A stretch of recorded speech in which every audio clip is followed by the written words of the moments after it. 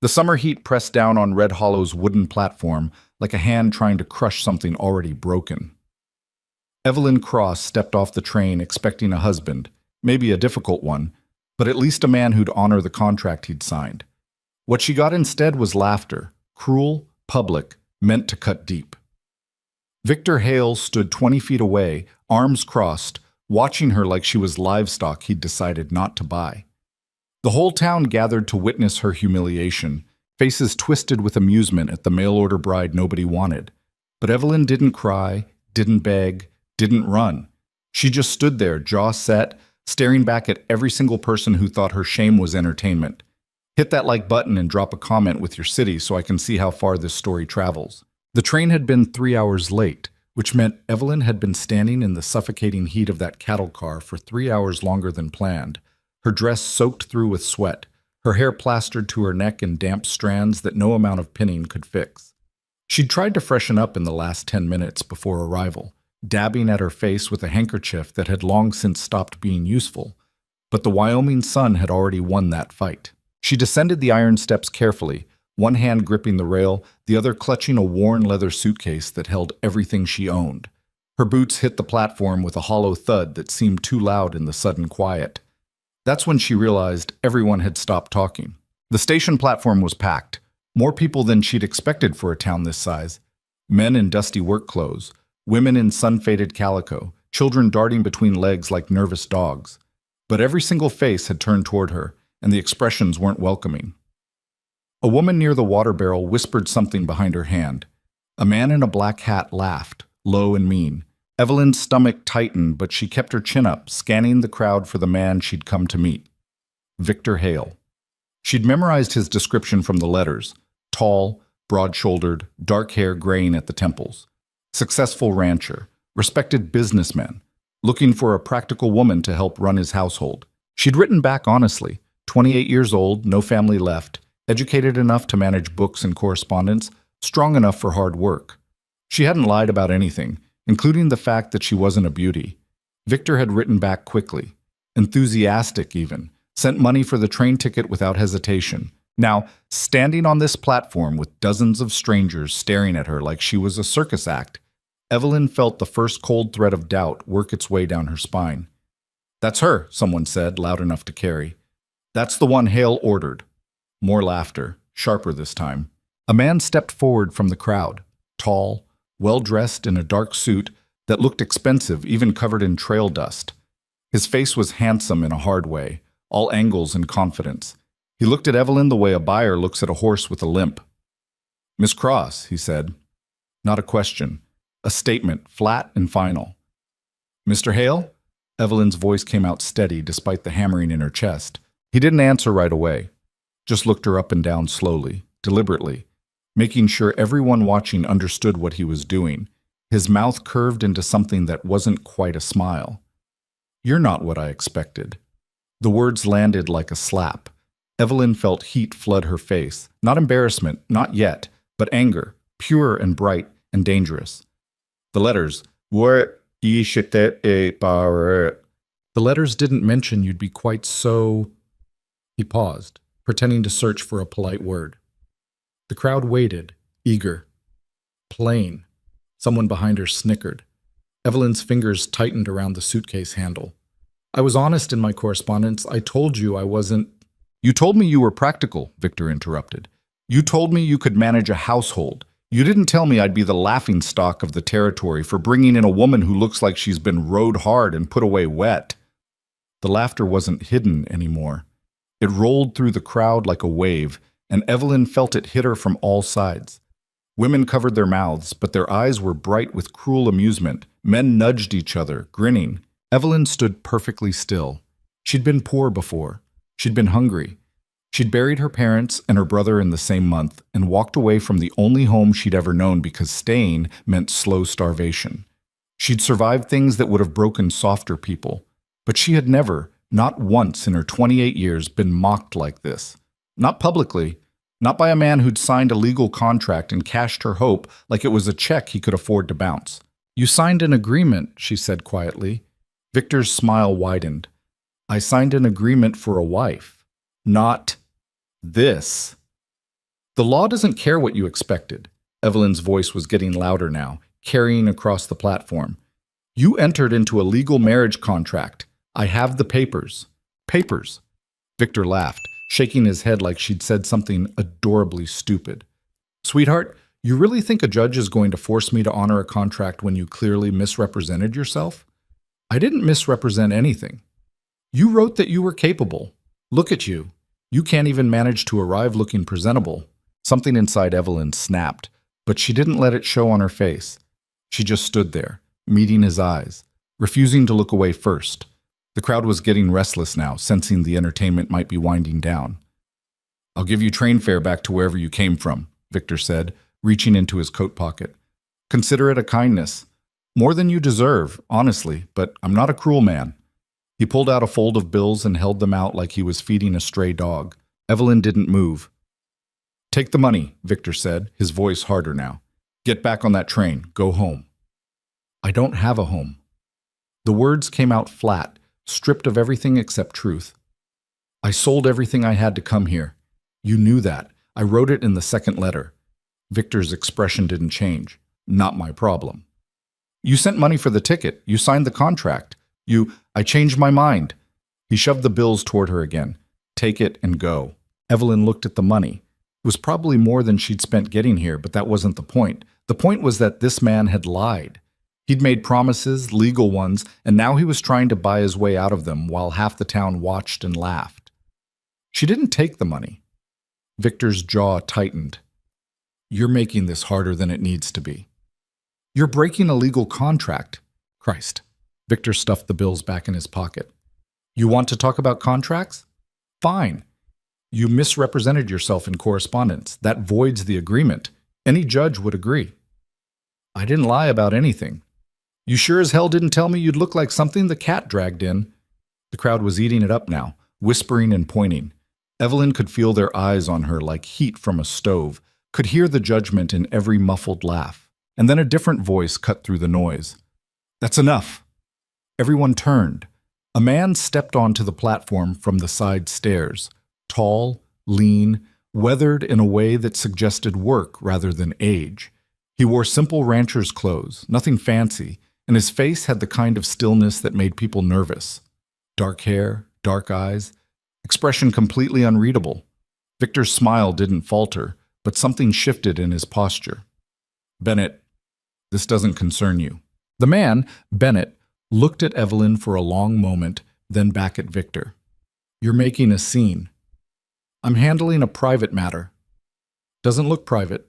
Bennett's voice was quiet, but somehow louder than Victor's had been. Looks like you're humiliating a woman in front of half the town because you're too cowardly to honor your word. The platform went dead silent.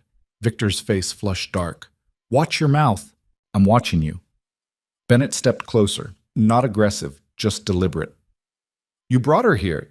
You signed papers. Now you're trying to throw money at her like that fixes it. She misrepresented herself. She showed up. That's more than you're doing right now. Victor's hands curled into fists at his sides. For a second, Evelyn thought he might actually swing, but then he seemed to remember the crowd, remember his reputation. He forced his shoulders to relax. This isn't your business, Cole. So Bennett's first name was Cole. Evelyn filed that away. You made it everyone's business when you decided to do this on the station platform. Cole looked at Evelyn again, and this time she saw something in his expression. Not pity, which she would have hated, but something closer to recognition. You got somewhere to go? Evelyn opened her mouth, closed it, shook her head. Thought not. Cole picked up her suitcase before she could protest. Come on, wait. Evelyn's voice came out sharper than she intended. I don't know you. Name's Cole Bennett. I run a ranch about 3 miles north. You can stay there until you figure things out. I don't need charity. Good. I'm not offering it. I need help with the books and the household work. You said you could manage that, right? Evelyn stared at him, trying to read his face, trying to figure out if this was another trap. But his expression gave nothing away, and the suitcase was already in his hand. Victor laughed, harsh and loud. You're going to take Bennett's charity. That's perfect. His ranch is half dead anyway. Maybe you two failures deserve each other. Cole didn't even look at him, just started walking toward a wagon parked at the far end of the platform. Evelyn stood frozen for another heartbeat, painfully aware of everyone still watching, still waiting to see what she'd do. She could take Victor's money, get back on the train, admit defeat and go, where? Back to nothing? Or she could follow a stranger to his ranch and hope he wasn't worse than the man who'd just publicly destroyed her.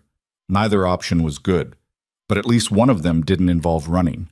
She followed Cole. The crowd parted for them, and Evelyn felt their stares like brands against her skin. She heard Victor say something else, something about desperate women and desperate men. But she didn't turn around. Just kept walking, one foot in front of the other, until she reached the wagon. Cole loaded her suitcase into the back without ceremony. You can sit up front.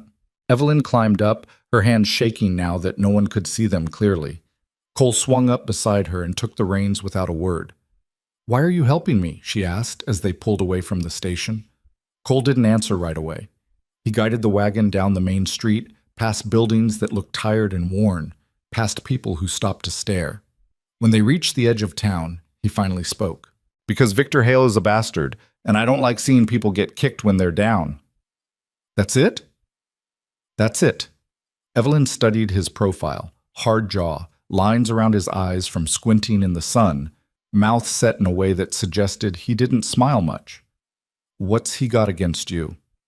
That's a long conversation. Cole glanced at her briefly. You always ask this many questions? You just offered a job to a complete stranger. That's either desperate or stupid, and I'd like to know which. Cole's mouth twitched, almost but not quite a smile. Little of both, probably.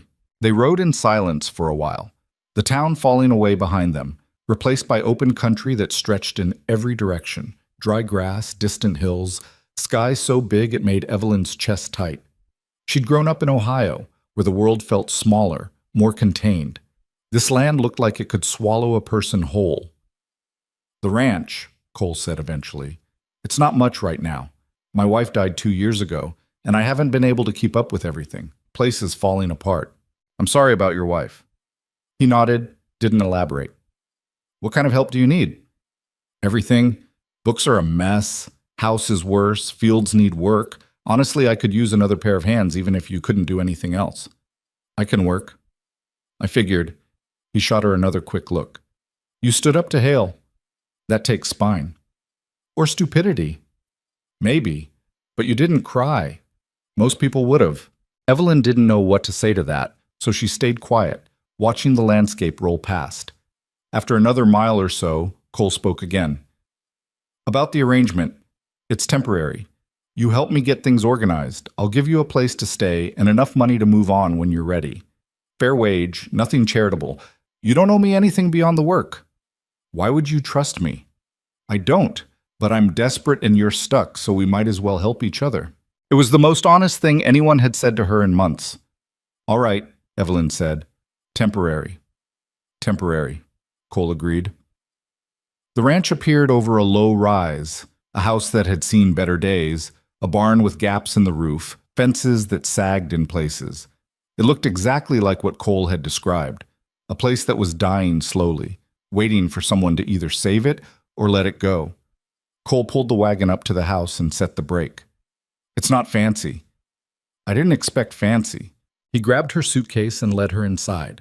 The house was dim and dusty, furniture covered in grime, dishes piled in the basin. It smelled like old coffee and loneliness. There's a room upstairs, Cole said, gesturing toward a narrow staircase. It's clean enough. I'll show you where everything is tomorrow. Evelyn set her suitcase down and looked around. The house wasn't just messy. It was abandoned in the way places get when people stop caring. She'd seen it before, after her father died. Her mother had let their house fall into the same kind of quiet decay. When did you last have help here? She asked. Cole rubbed the back of his neck. Not since Sarah died. 2 years. 2 years of a man trying to hold together a ranch and a life by himself, failing at both. Evelyn understood that kind of slow collapse. I'll start tomorrow, she said. Cole nodded. I'll be up before dawn. Work starts early. I'm used to early. He studied her for a moment, and Evelyn got the sense he was trying to figure out if he'd made a mistake. But whatever he saw seemed to satisfy him, because he just nodded again and headed for the door. Cole? Evelyn said, stopping him. He turned. Thank you for what you did in town. His expression didn't change. Don't thank me yet. Living here isn't easy, and people are going to talk. They were already talking. This will be worse. Woman living alone with a widower, folks will have opinions. Let them. Evelyn's voice came out harder than she intended. I don't care what they think. Cole almost smiled at that. Almost. Good, because they're going to think plenty. He left, and Evelyn stood alone in the dusty house, listening to the silence press in from all sides. Her body ached from the train, from standing in the heat, from holding herself together while Victor Hale tried to break her in front of everyone. She should have been scared. Maybe she was, underneath everything else. But mostly she was angry. At Victor for lying, at the town for laughing, at herself for being naive enough to believe a mail-order marriage could be anything except a transaction. She climbed the stairs to the small bedroom Cole had mentioned. It was sparse. Narrow bed, plain dresser, window that looked out over the failing fields. She set her suitcase on the bed and sat down beside it. The room smelled like dust and old wood. Through the window, she could see Cole walking toward the barn, his shoulders set in that same quiet way, like he was carrying weight no one else could see. Evelyn thought about Victor's face when he'd handed her that money, like he was doing her a favor by humiliating her a little less. She thought about the crowd's laughter, sharp and eager. She thought about the contract burning a hole in her suitcase, legal, binding, completely worthless if no one cared enough to enforce it. She wasn't going to run. She didn't have anywhere to run to. But she also wasn't going to forget. Victor Hale thought he could throw money at problems until they disappeared. He thought she'd take his cash and vanish, too ashamed or too practical to fight back. He was wrong. Evelyn opened her suitcase and pulled out the marriage contract, smoothing it flat on the bed. The signatures were clear, hers and his, witnessed and dated. Legal in any court that cared about the law more than reputation. She didn't know yet what she was going to do with it, but she knew deep in her bones that this wasn't over. Victor Hale had made a mistake when he chose cruelty over decency. He'd made an even bigger one when he did it in public, in front of witnesses who'd remember. Evelyn folded the contract carefully and tucked it back into her suitcase. Then she lay down on the narrow bed, still fully dressed, and stared at the ceiling until exhaustion finally dragged her under. Tomorrow she'd start figuring out how to survive in this hard country, and after that, she'd start figuring out how to make Victor regret ever thinking she was someone he could discard. The window rattled in its frame as wind picked up outside. Somewhere in the distance, a coyote called, lonely and sharp. Evelyn closed her eyes and didn't cry. She'd save her tears for when they were earned. Right now, she had work to do. Dawn came cold and gray, the kind of morning that made every joint ache before the work even started. Evelyn woke to the sound of boots on wood downstairs and the metallic clang of a stove being fed. She'd slept hard despite everything, her body finally giving up after days of travel and yesterday's disaster. She dressed quickly in the dim light, braided her hair with practiced efficiency, and made her way downstairs. Cole was at the stove, pouring coffee into a chipped mug. He glanced up when she entered, but didn't say anything, just gestured toward the pot. Help yourself. Cups are in that cabinet. Evelyn found a mug and poured. The coffee was strong enough to strip paint, but it was hot, and that was enough. She stood by the window looking out at the ranch in early light. It looked even worse than it had yesterday. Fences listing at dangerous angles, weeds choking what should have been garden beds, the barn roof sagging in the middle like a swayback horse. How much land do you have? She asked. 300 acres. Used to work all of it. Now I'm barely managing half. What happened? Cole took a long drink of coffee. Life? Bad luck? Take your pick. It wasn't an answer, but Evelyn recognized the wall when she hit it. She changed tactics. What needs doing first? Everything. He set his mug down. But if you're serious about the books, those need attention before anything else. I've got creditors breathing down my neck, and I can't tell them what I owe because I don't know myself anymore. Show me. Cole led her to a small room off the kitchen, probably meant to be a pantry but converted into something like an office. Papers covered every surface, stuffed into boxes, shoved into drawers, piled on the floor. Ledgers sat open with entries that stopped mid-month. Receipts were mixed with personal letters, invoices with old newspapers. Evelyn stared at the chaos. How long has it been like this? 2 years. Maybe more. Cole rubbed his face, looking tired in a way that went deeper than lack of sleep. Sarah handled all of it. I just worked the land. When she died, I tried to keep up, but he didn't finish, and he didn't need to. Evelyn understood perfectly. You couldn't grieve and survive at the same time, not really. Something always gave way. I'll need a full day just to sort through this, she said. Take whatever time you need. I'll be in the fields. He left, and Evelyn stood alone in the wreckage of someone else's life, trying to figure out where to start. She began with the most recent papers, working backward, creating piles, paid invoices, unpaid bills, correspondence, personal items. The work was tedious and occasionally heartbreaking. She found letters from Sarah to her sister back east, talking about the ranch, about Cole, about plans for the future that would never happen. By midday, Evelyn had cleared enough space to actually see the desk. She'd also discovered that Cole's financial situation was worse than he'd implied. He owed money to the bank, to the feed store, to a lumber company in Cheyenne. Some of the bills were months overdue. She was making notes when she heard a wagon outside. Voices followed, Cole's and someone else's, higher-pitched and sharp with irritation. Evelyn moved to the window. A woman stood next to Cole in the yard, hands on her hips, talking fast. She was pretty in a sharp way, with blonde hair pinned up severely and a dress that was too nice for ranch visiting. I don't care what your excuses are, the woman was saying, loud enough for Evelyn to hear through the glass. My father's been patient, but patience has limits. I know that, Margaret. Cole's voice was level, giving nothing away. I'll have the money by the end of the month. You said that last month. And I meant it last month. Things got complicated. Margaret laughed, but there was no humor in it. Things are always complicated with you, Cole. They were complicated when you borrowed the money, complicated when Sarah died, complicated every time Father asks for what's owed. Evelyn watched Cole's shoulders tighten, the only sign that the words were landing. I'm not trying to cheat anybody, he said quietly. No, you're just failing, which amounts to the same thing in the end. Margaret adjusted her gloves with sharp, precise movements. Father sent me to tell you he's considering foreclosure. He didn't want to, out of respect for Sarah's memory, but business is business. Sarah's memory. Cole's voice went flat. That's rich, coming from you. What's that supposed to mean? Nothing. Tell your father I'll have his money. Margaret's eyes narrowed. You know, there's talk in town. About you and some woman. Cole went very still.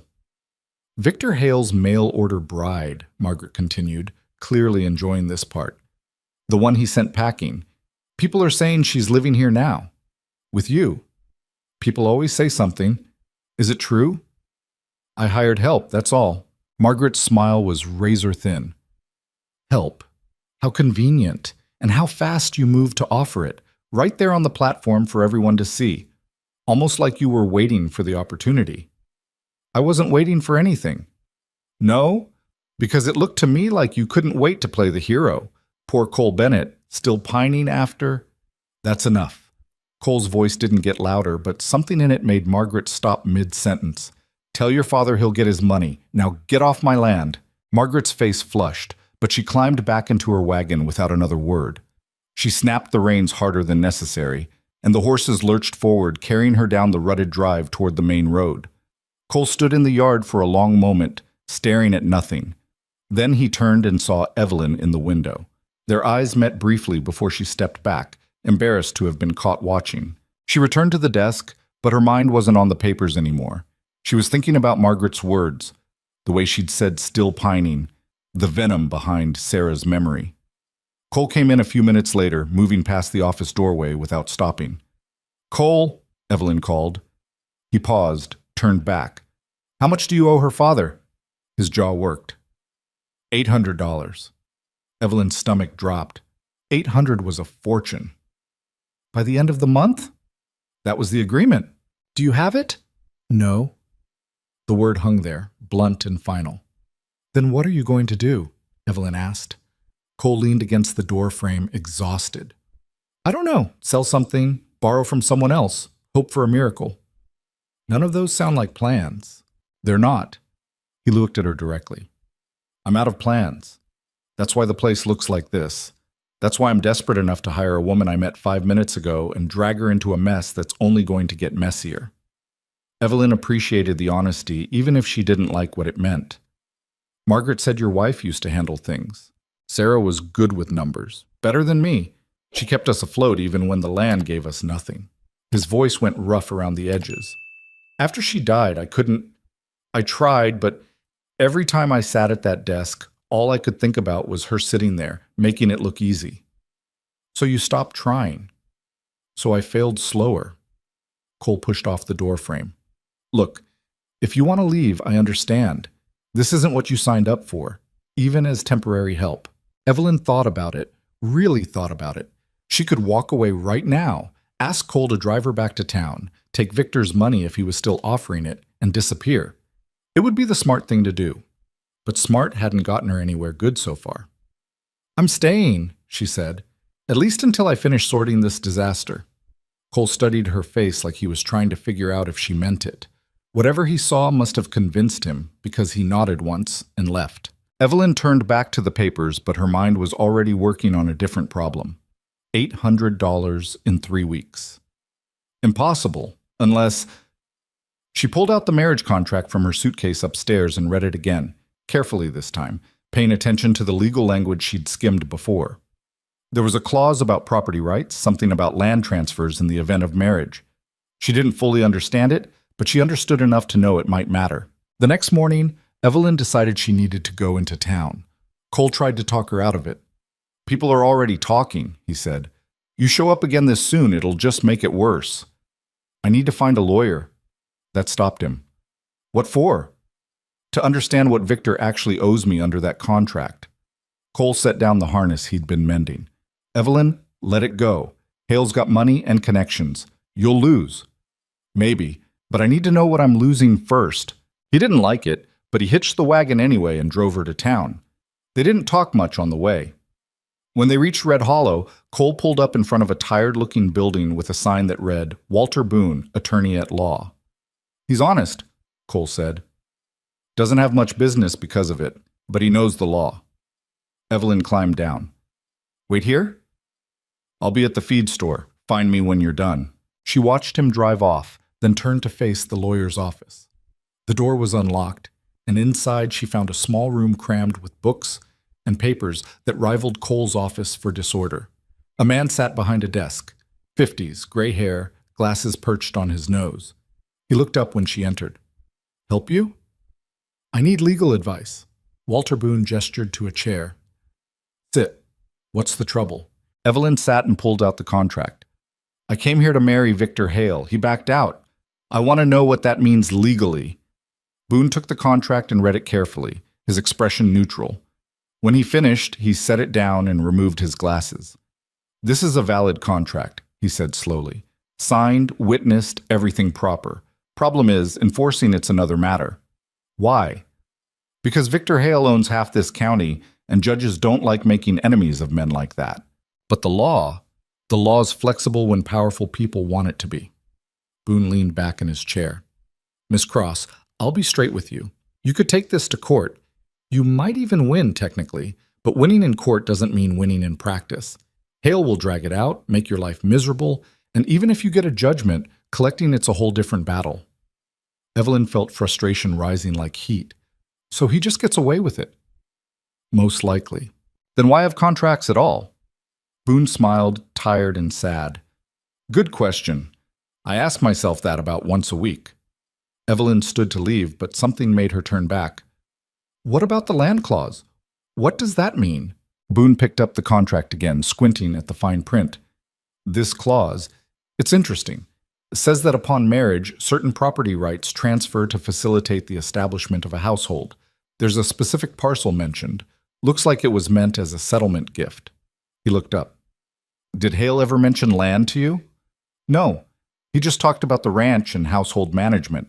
Well, according to this, if the marriage had been completed, you'd have legal claim to 160 acres adjacent to his main property. Prime land, if I'm thinking of the right parcel. Something cold settled in Evelyn's chest. He never mentioned it. I bet he didn't. Boone set the contract down again. That land's worth real money. More than the marriage was ever about, I'd wager. So he wanted to back out before you could claim it legally? Yes. Boone looked at her seriously. Miss Cross, you stumbled into something bigger than a broken engagement. Victor Hale doesn't do anything without calculating the profit first. If he brought you all the way out here just to humiliate you publicly, there's a reason. Evelyn's mind was racing. What kind of reason? That I don't know. But if I were you, I'd be careful. Men like Hale don't like loose ends, and you're a loose end with a legal document that could cause him real problems. Evelyn left the office with her head spinning. She found Cole at the feed store, and they headed back to the ranch in heavy silence. She was still processing what Boone had told her when Cole finally spoke. You figure out what you needed to know? More than I wanted to, actually. She told him what Boone had said, about the land, about Victor's calculations, about being a loose end. Cole listened without interrupting, his expression getting harder with each detail. When she finished, he was quiet for a long time. That land he promised, Cole said eventually. I know it.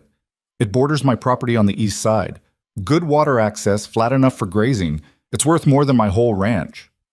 Why would he include it in a marriage contract? Because he needed bait. He wanted you to come, wanted witnesses to see the arrangement fall apart, wanted legal justification for keeping the land himself. Cole's hands tightened on the reins. He played you. Hell, he probably played a dozen women before you, seeing who'd bite. But why? Because someone else wants that land. Someone's contesting his claim, maybe, or there's a legal question about ownership. If he can prove he tried to fulfill a marriage contract in good faith and you backed out, Cole trailed off. Then he keeps the land free and clear, Evelyn finished. Exactly. They reached the ranch as the sun was starting its descent. Cole helped her down from the wagon, and they stood in the dusty yard, both thinking through the implications. You should leave, Cole said finally. Take what money you can get and go somewhere safe. This is going to get ugly. I'm tired of running. Evelyn, he humiliated me because it was part of his plan. He knew exactly what he was doing on that platform, and everyone in town watched him do it. Her voice was shaking now, but not with fear. I'm not going to let him win just because it's easier. Cole looked at her for a long moment. What are you going to do? I don't know yet, but I'm not leaving. That night, Evelyn couldn't sleep. She lay in the narrow bed, staring at the ceiling, thinking about land and money and men who believed they could manipulate people like chess pieces. Somewhere around midnight, she heard a horse approach the house, then voices, Cole's and a woman's. She got up and looked out the window. Cole stood in the yard with someone Evelyn didn't recognize. A woman in her 40s, dressed practically, with dark hair pulled back. They were talking urgently, keeping their voices low. Evelyn couldn't hear what they were saying, but she saw Cole's posture change, saw him run a hand through his hair in frustration. The woman handed him something, papers maybe, and then mounted her horse and rode off into the darkness. Cole stood alone at the yard for several minutes before heading back inside. Evelyn waited until morning to ask about it. Who was that last night? Cole looked up from his coffee, surprised. You were awake? Hard to sleep with horses outside my window. He set his mug down carefully. Her name's Naomi Reed. She works as a clerk at the land office. What did she want? To warn me. Victor's been filing paperwork, trying to expedite some kind of land claim. Naomi thought I should know because it involves the parcel that borders mine. The same land from my contract.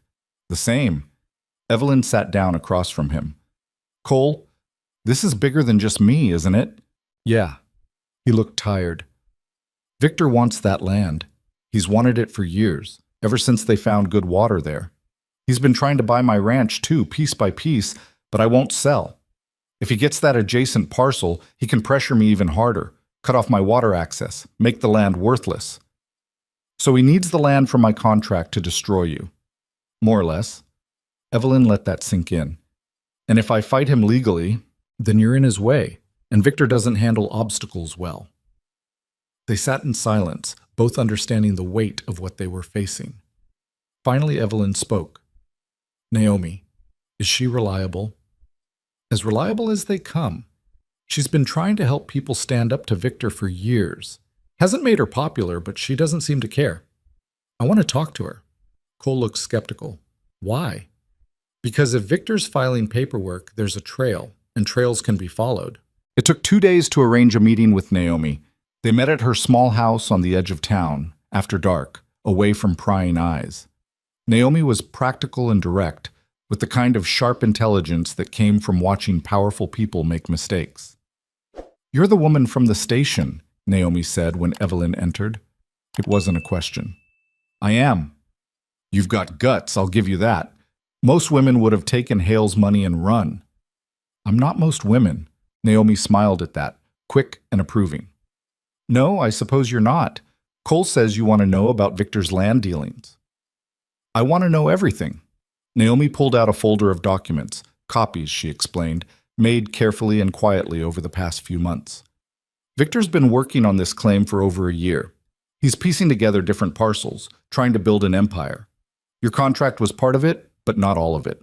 She spread the papers on the table, and Evelyn leaned forward to look. There were surveys, claim forms, transfer documents, all carrying Victor's signature or the signatures of people who worked for him. "He's been buying up water rights," Naomi explained. "Small purchases, nothing that draws attention individually, but together they give him control over most of the watershed in this area. Whoever controls the water controls the land." "And the parcel from my contract?" "Key piece. It's the only section he couldn't buy outright because there was a legal question about ownership. Someone contested it years ago, claimed it was part of a treaty violation.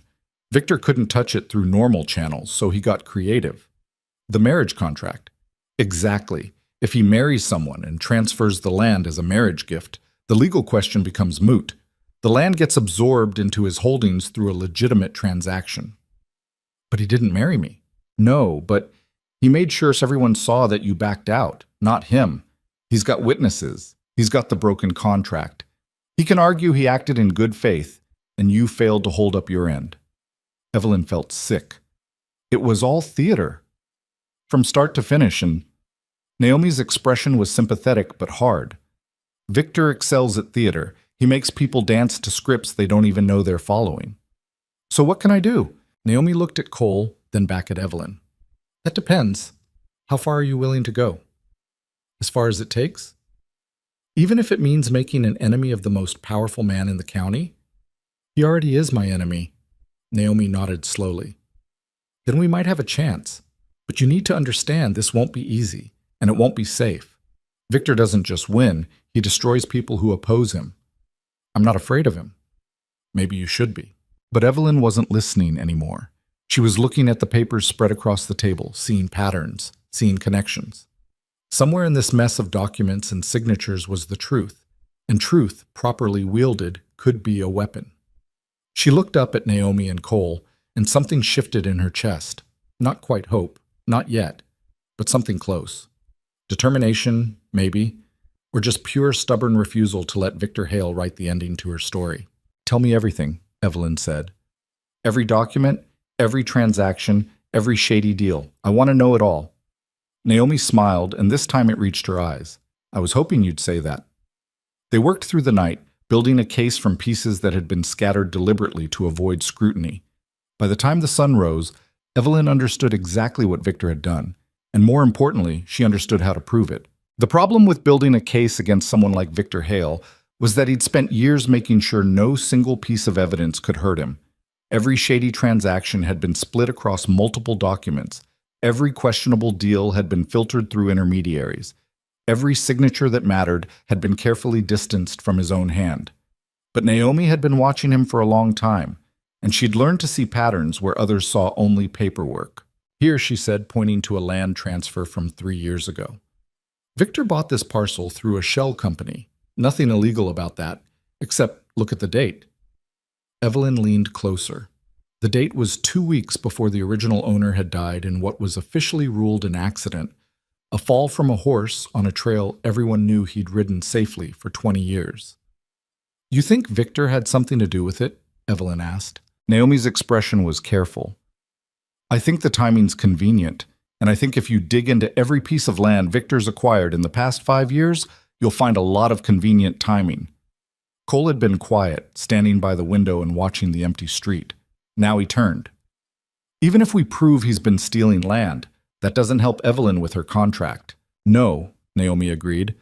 but it establishes a pattern. It shows the court that Victor has a history of manipulating property law for personal gain. That matters when we argue he deliberately engineered Evelyn's humiliation to void the marriage contract. Will a judge even listen? Evelyn asked. Depends on the judge. The circuit judge who covers this territory is named Harrison Caldwell.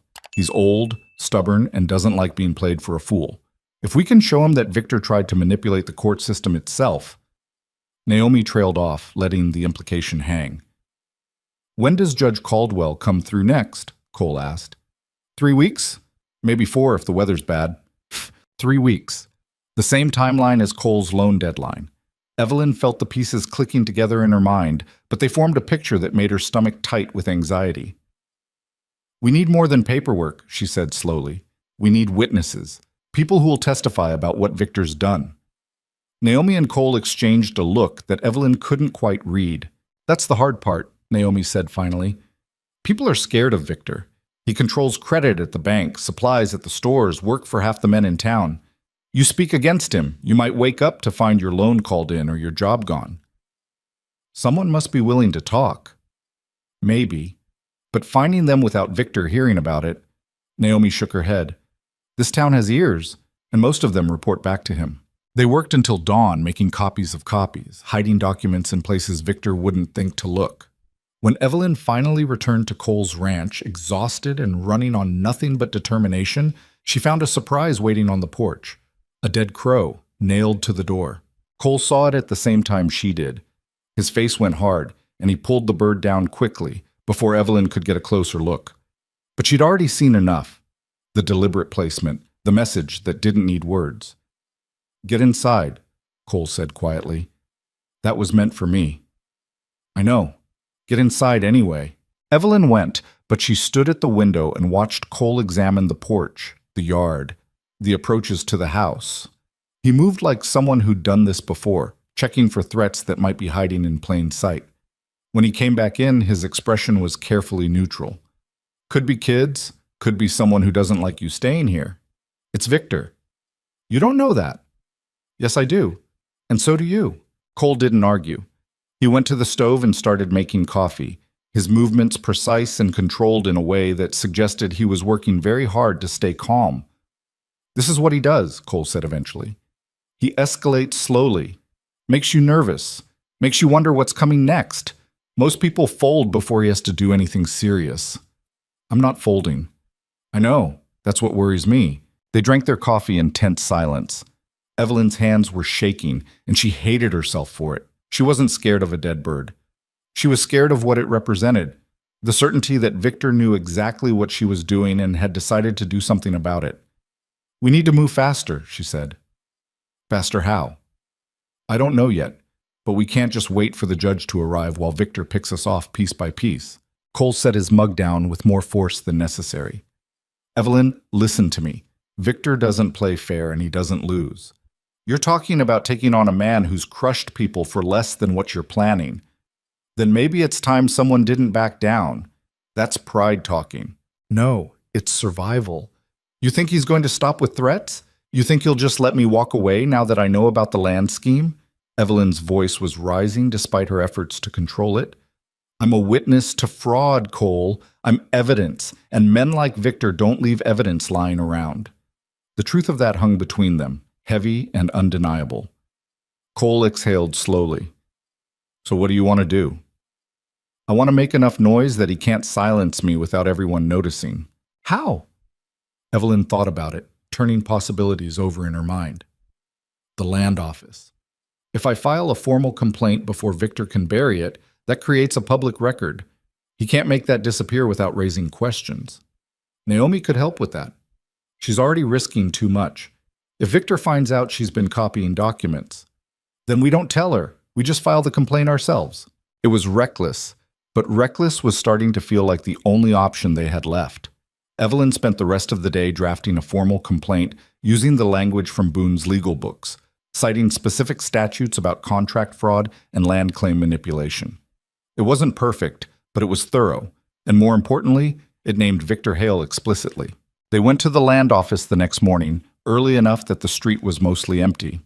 Naomi looked up from her desk when they entered, and her expression went carefully blank when she saw what Evelyn was carrying. "You're filing a complaint," Naomi said, not a question. "I am." "You understand what this means. Once it's filed, there's no taking it back." "I understand." Naomi took the papers and read them carefully, her face revealing nothing. When she finished, she looked up at Evelyn with something that might have been respect or might have been pity. "This is good work, detailed. You've cited actual violations, not just vague accusations." She stamped the document with the official seal. "But you should know, Victor's going to hear about this within the hour. I can't stop that." "I'm counting on it." Naomi raised an eyebrow. "You want him to know?" "I want him to know I'm not running. I want him to know that if something happens to me, there's a paper trail pointing right at him." "That's either very smart or very stupid." "Probably both." Naomi filed the complaint officially, making copies as required by law, noting the date and time in her careful handwriting. "The judge will see this when he arrives. Can't say how he'll rule, but at least it'll be in front of him." They left the land office and headed back to the wagon. Cole was tense beside her, his eyes scanning the street constantly, watching for threats that might materialize from any direction. "You really think this protects you?" he asked as they climbed up. "I think it's better than doing nothing." They were halfway back to the ranch when they saw the rider approaching, fast, kicking up dust, clearly in a hurry. Cole pulled the wagon to the side of the road and waited. The rider was young, maybe 20, with the kind of nervous energy that suggested he was being paid to deliver a message he didn't want to be delivering. "Miss Cross?" he called out, still mounted. "That's me. Got a message from Mr. Hale. He'd like to speak with you. Today, if possible." Evelyn felt Cole go rigid beside her. "Tell Mr. Hale I'm not interested in speaking with him." The rider shifted in his saddle, uncomfortable. "He said you might say that. He also said to tell you it's in your best interest to hear what he has to say. Something about resolving misunderstandings before they get out of hand.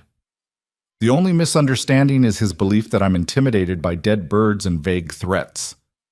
The rider's eyes widened slightly, so word of the crow had spread. "Ma'am, I'm just delivering the message." "And now you've delivered it. Tell Mr. Hale my answer is no." The rider nodded quickly and turned his horse around, clearly relieved to be done with this particular errand. They watched him ride off, and then Cole snapped the reins, urging the horses into a faster pace than was strictly safe on the rutted road. "That was a mistake," he said. "What was?" "Refusing to meet him. Now he knows you're not negotiating." "I wasn't going to negotiate anyway." "But he didn't know that for certain." "Now he does." Cole's jaw was tight. Men like Victor, they always want to believe they can still control the situation. You just took that away from him. Good. No, not good. Dangerous. When men like that lose the illusion of control, they do stupid things, violent things.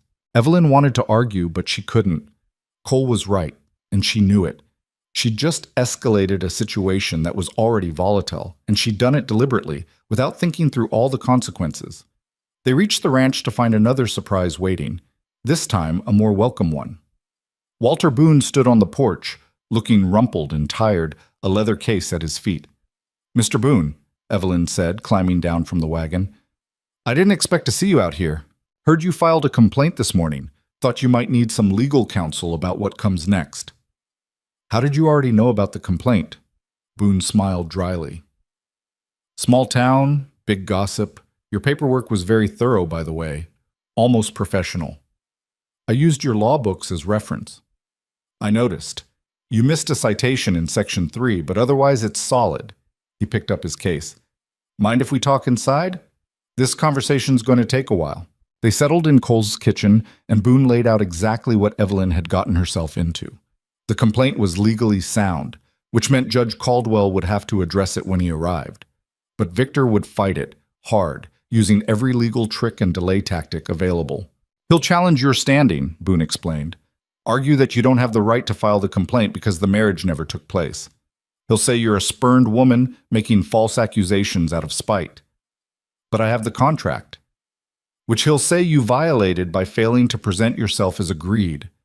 It'll be your word against his, and his word carries a lot more weight in this county." Evelyn felt frustration building. "So the complaint doesn't matter?" I didn't say that. I said he'll fight it. But you've done something smart. You've created a public record. Even if the judge rules against you, the complaint exists. That makes it harder for Victor to claim ignorance if other irregularities come to light. Other irregularities like what? Boone opened his case and pulled out his own stack of papers. Like the fact that 3 other women have filed similar complaints in other counties over the past 5 years. Same pattern.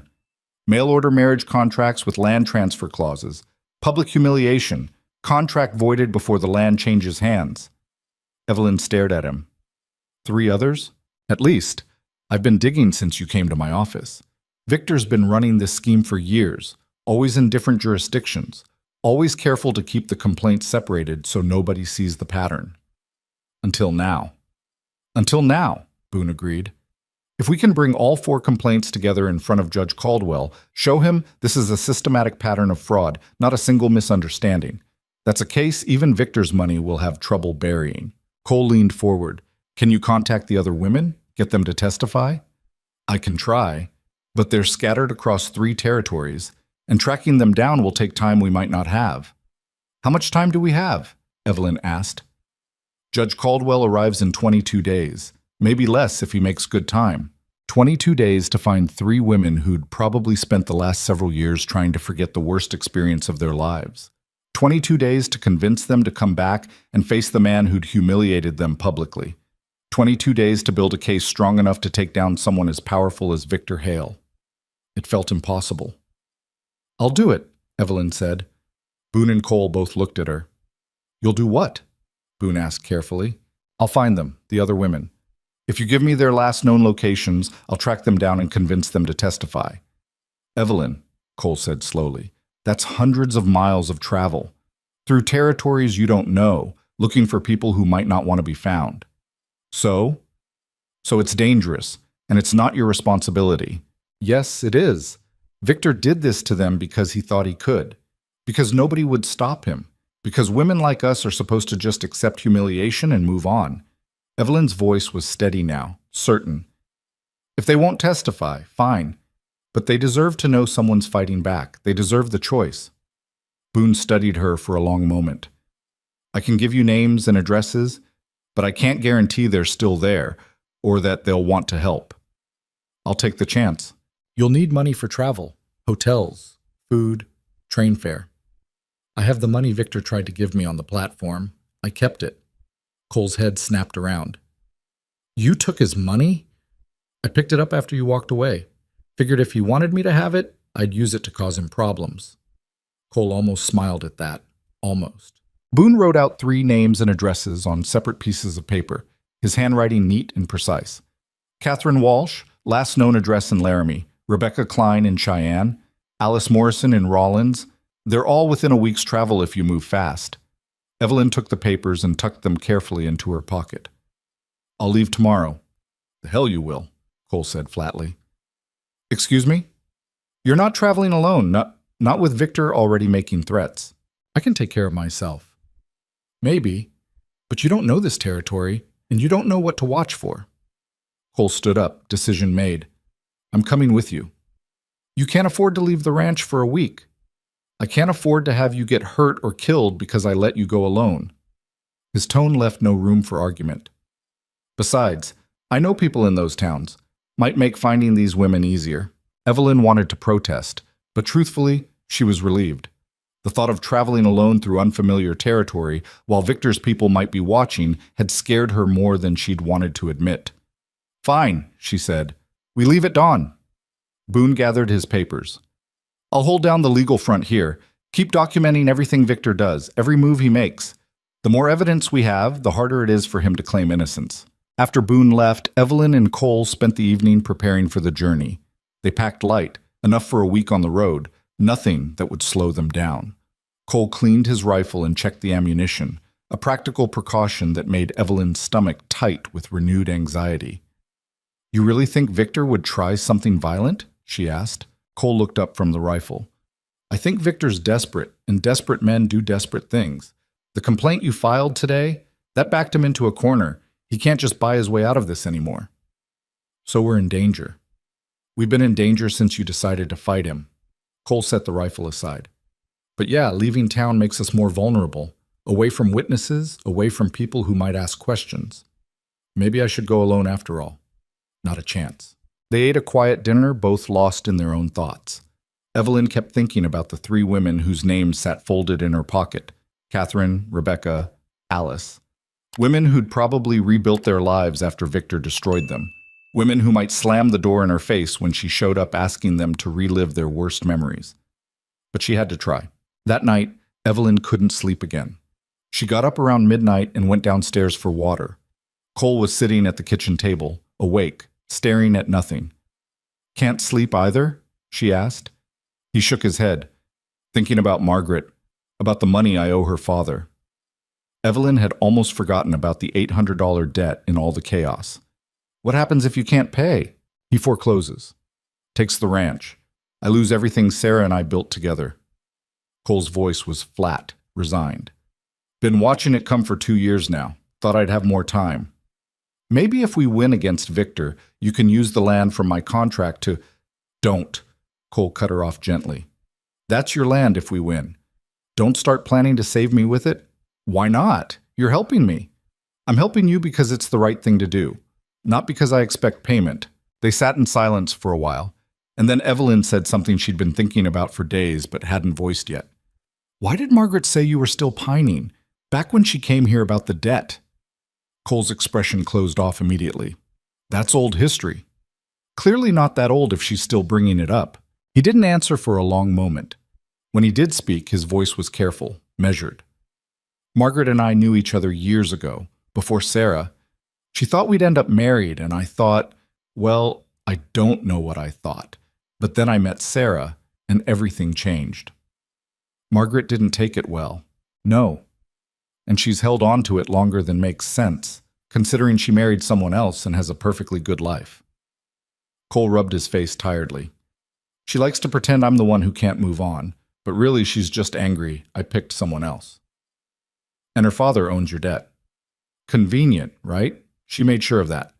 Bought it from the original lender specifically so she'd have leverage." Evelyn felt a surge of anger on Cole's behalf. "That's vindictive. That's Margaret. She's not cruel exactly, just persistent, likes to win. Sounds like she'd get along with Victor." Cole actually laughed at that, short and surprised. "Yeah, they'd probably get along great. Both of them think the world should bend to their will." The moment of levity faded quickly, replaced by the weight of everything ahead of them. Cole stood up, stretching stiff muscles. "We should try to sleep. Long day tomorrow." "Cole," Evelyn said, stopping him. "Thank you for helping me, for believing me when nobody else did."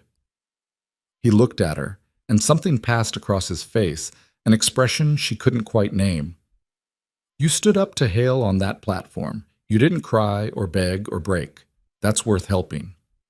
He left, and Evelyn sat alone in the dark kitchen, thinking about dead birds and unpaid debts, and women scattered across the territory who didn't know someone was coming to find them. Dawn came too fast. They loaded the wagon in gray pre-morning light, checking supplies twice, making sure everything was secured. Cole brought the rifle, covering it with a tarp, but keeping it accessible. As they pulled out of the yard, Evelyn looked back at the house, at the barn with its sagging roof, at the fields that needed work Cole wasn't there to do.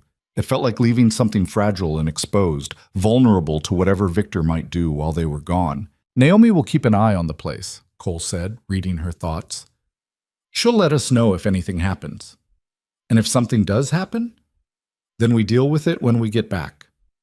They rode in silence for the first hour, the wagon rattling over rough road, the sun climbing slowly into a sky that promised heat later. Evelyn pulled out the papers Boone had given her, studying the addresses. "Catherine Walsh in Laramie," she read aloud. 26, worked as a school teacher before accepting Victor's proposal. Contract broke down 3 years ago, no current occupation listed. Cole kept his eyes on the road. "Laramie's about a day and a half from here. We can push hard, make it by tomorrow evening." "You know the town? Used to have friends there. Before Sarah died, before everything got complicated." He paused. "People won't exactly welcome us with open arms if they find out why we're there." "Why?" "Because asking questions about Victor Hale's business makes you suspicious by association. People will assume we're troublemakers or worse. We are troublemakers. Fair point. They stopped around midday to water the horses and eat a quick meal. The land stretched out around them, empty and indifferent, the kind of country that didn't care whether you survived it or not. Evelyn had grown up in gentler territory, and she still wasn't used to the raw scale of the West, the way distance worked differently here, the way you could see for miles and still feel completely alone. You ever think about leaving? She asked Cole as they prepared to move on. Just selling out to Victor and going somewhere easier? Every day, he admitted. But Sarah's buried on that land. Leaving feels like abandoning her. She'd probably tell you to save yourself. Probably, but that doesn't make it easier. They reached a small town called Riverside by evening, barely more than a handful of buildings clustered around a crossroads. They got a room at the only hotel, paying extra for a space to stable the horses. The innkeeper was friendly enough until Cole mentioned they were traveling to Laramie on business. Business, huh? The man's expression cooled noticeably. What kind of business? The legal kind, Evelyn said before Cole could answer. We're meeting with some people about property disputes. The innkeeper's eyes narrowed. You lawyers? Something like that. He handed over the key but didn't offer the friendly small talk he'd been making earlier. As they climbed the stairs, Evelyn heard him muttering to someone in the back room, probably his wife, probably about the strangers asking about property law. This is what it's going to be like in every town, Cole said quietly as they reached their room. People are suspicious. They'll wonder what we want and who we're working for. Let them wonder. The room was small and plain, one bed, one chair, a window that looked out over the darkening street. Cole took the chair without discussion, settling in with his rifle across his lap. You should take the bed, Evelyn protested. You're the one doing the hard work tomorrow. I'm just the driver. She was too tired to argue. She lay down fully clothed, listening to the sounds of the town settling in for the night, distant voices, horses in the stable, the creak of wood as the building adjusted to cooling temperatures. Cole, she said into the darkness, what if they won't help? The women we're looking for. Then we tried. That's more than anyone else has done for them. It won't be enough to win. Maybe not, but it'll be something. Evelyn closed her eyes, but sleep wouldn't come. She kept thinking about Catherine Walsh, about a schoolteacher who'd believed a man's promises and ended up destroyed for her trust. She thought about Rebecca and Alice, about 3 women who'd suffered the same calculated cruelty and probably never knew they weren't alone in it. And she thought about Victor Hale, sitting in his comfortable house in Red Hollow, confident that none of his past would ever catch up to him because people were too scared or too broken to fight back. Tomorrow, they'd start proving him wrong. They found Catherine Walsh's boarding house on the edge of Laramie just as the sun was starting its descent toward the western hills. The building was tired-looking, paint peeling in strips, shutters hanging at angles that suggested nobody cared enough to fix them. A hand-painted sign out front advertised rooms by the week. Evelyn climbed down from the wagon, her body stiff from 2 days of travel, and smoothed her skirt with hands that were suddenly nervous. Cole stayed with the horses, giving her space to do this alone, but she could feel him watching as she approached the door. The woman who answered her knock was maybe 40, gray-streaked hair pulled back severely, eyes that assessed Evelyn in one quick sweep and found her wanting. Help you? I'm looking for Catherine Walsh. I was told she might be staying here. The woman's expression didn't change. Who's asking? My name is Evelyn Cross. I came from Red Hollow. It's important that I speak with her.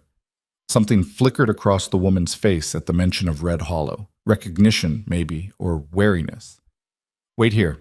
She closed the door, and Evelyn stood on the porch listening to muffled voices inside. After what felt like forever, the door opened again. This time, a younger woman stood there, thin and pale, with light brown hair escaping from a loose bun. Her eyes were cautious, defensive. I'm Catherine Walsh. Miss Walsh, my name is... I heard. Red Hollow. Catherine's voice was flat. I don't have anything to say about Red Hollow or anyone from there. Please, I just need a few minutes of your time. I said no. She started to close the door, but Evelyn caught it with her hand. Victor Hale did the same thing to me that he did to you. The mail order contract, the public humiliation, everything. I'm trying to stop him from doing it to anyone else. Catherine's face went very still. For a long moment, she just stood there, and Evelyn couldn't read what was happening behind those careful eyes. Then Catherine stepped back and opened the door wider. 5 minutes. The room Catherine led her to was small and spare, a bed, a chair, a table with a wash basin. Catherine sat on the bed, and Evelyn took the chair, suddenly uncertain how to begin. "How did you find me?" Catherine asked. "A lawyer named Walter Boone. He's been tracking Victor's activities." Activities? Catherine laughed, but there was no humor in it. "That's a polite way to describe what he does. I know what he did to you 3 years ago. The contract, the land clause, the way he ended it." Catherine's hands twisted in her lap. "Then you know why I don't want to talk about it." "I do. But Miss Walsh." "Catherine, he's still doing it. I'm the 4th woman we know about, but there are probably more. If we don't stop him, he'll just keep destroying people." "We?" Catherine's voice sharpened. "There is no we. What Victor did to me happened 3 years ago. I've spent every day since then trying to forget it, trying to build something that looks like a normal life. And now you show up asking me to dig it all back up for what? Revenge?" "Justice. There's no justice for women like us. You should know that by now." Evelyn leaned forward. "The circuit judge is coming to Red Hollow in 3 weeks. If I can get you and the other women to testify, if we can show him this is a pattern of fraud, not isolated incidents—" "No." Catherine stood up abruptly. "I'm not testifying. I'm not going back to that town, and I'm sure as hell not standing in a courtroom while people stare at me and remember what Victor said about me in public." "I understand it's hard. You don't understand anything." Catherine's voice was rising now, years of buried anger finally breaking through. "You think you're the hero of this story? You think you're going to ride into court and make everything right with the power of truth and determination? That's not how it works. Victor owns that town. He owns the judge, probably. He owns everyone who matters. Judge Caldwell has a reputation for fairness." "Everyone has a reputation until money gets involved." Catherine moved to the door, opening it in clear dismissal. "I'm sorry for what happened to you, truly, but I can't help you." "Catherine, my name is Kate now. I changed it 2 years ago so people would stop asking questions, stop connecting me to Red Hollow and everything that happened there. Kate Preston, that's who I am now." Catherine Walsh died the day Victor Hale decided she wasn't worth marrying. Her voice cracked slightly. "Please leave." Evelyn stood slowly, feeling the weight of failure settling on her shoulders. "If you change your mind, I won't." "The judge arrives in 3 weeks. If you decide to come, even at the last minute, it could make a difference." Catherine, Kate, just shook her head and closed the door softly but firmly. Evelyn walked back to the wagon where Cole was waiting. He took one look at her face and didn't ask questions, just climbed up and snapped the reins. They were a mile down the road before Evelyn spoke. "She said no." "I figured. She changed her name. She's been trying to forget for 3 years, and I just showed up and ripped it all open again." Cole glanced at her. "You gave her a choice. That's more than Victor gave her. A choice to relive the worst experience of her life. Some choice." They rode in heavy silence. The sun was setting properly now, painting the western sky in shades of orange and red that would have been beautiful if Evelyn had been capable of noticing. Instead, she kept seeing Catherine's face, the pain that lived behind her careful composure, the anger that had finally broken through at the end. "2 more names," Cole said eventually. "Rebecca Klein in Cheyenne, Alice Morrison in Rawlins. What if they all say no? Then we tried, and we go back and fight Victor with what we have. It won't be enough." "Maybe not." Cole's jaw was set in that stubborn way she was beginning to recognize. "But we don't quit until we've asked." They stayed that night in a hotel that was slightly nicer than the one in Riverside, though the innkeeper here was just as suspicious when they mentioned traveling through on business. Evelyn was starting to understand that the West had its own kind of gossip network, slower than telegraphs but just as effective. Word traveled, questions got asked, and strangers were never quite as strange as they wanted to be. Rebecca Klein wasn't hard to find in Cheyenne. She ran a small dressmaking shop on a street that catered to working women who needed practical clothes at reasonable prices. The shop was tidy and well organized, bolts of fabric lined up by color. A dress form in the window wearing something that managed to be both modest and flattering. Evelyn entered alone while Cole waited outside. A bell over the door announced her arrival, and a woman emerged from the back room, older than Catherine, maybe 35, with dark hair going gray at the temples and steady hands that suggested years of precision work. "Can I help you?" Her voice was pleasant, professional. "Are you Rebecca Klein?" The pleasantness dimmed slightly. "Depends who's asking." "My name is Evelyn Cross. I came from Red Hollow to get out." The words were quiet, but absolute. Rebecca didn't move toward her, didn't raise her voice, just stood there with an expression that could have been carved from stone. "Please, I just need to talk to you about Victor Hale." "I said get out." "He did the same thing to me that he did to you. The marriage contract, the land fraud, all of it. If we can get you to testify, I'm not testifying about anything. And if you mention Victor Hale's name in my shop again, I'll have the sheriff remove you." Rebecca's voice was still level, still controlled, but there was steel underneath. "Leave. Now. Miss Klein, now." Evelyn left. Cole took one look at her and climbed back up into the wagon without asking. They drove to the edge of town before he spoke. Worse than Catherine? Different. Catherine was angry and hurt. Rebecca was just done, like she'd locked that part of her life away and refuses to acknowledge it ever happened. Can't blame her for that. No, but I need her to unlock it if we're going to win. Cole pulled the wagon to a stop near a small park where a few children were playing under the watchful eye of their mothers. "Evelyn, maybe we need to accept that these women don't want to be saved. They survived what Victor did to them. They rebuilt. Asking them to tear that down for our fight, maybe that's not fair." "Nothing about this is fair." "I know, but we can't force them." Evelyn stared at the children playing, at the mothers chatting quietly, at the ordinary life happening all around them. Rebecca Klein had built something good here. Catherine Walsh had changed her name and started over. They'd both found ways to survive that didn't involve constant battle, and Evelyn was asking them to give that up, to wade back into the mess they'd escaped, all for the slim chance of justice that might never come. "One more," she said finally, "Alice Morrison in Rollins. If she says no too, then we go back and fight with what we have." Cole nodded and turned the wagon south. Rollins was rougher than either Laramie or Cheyenne, the kind of town that had grown up fast around the railroad and never quite settled into respectability.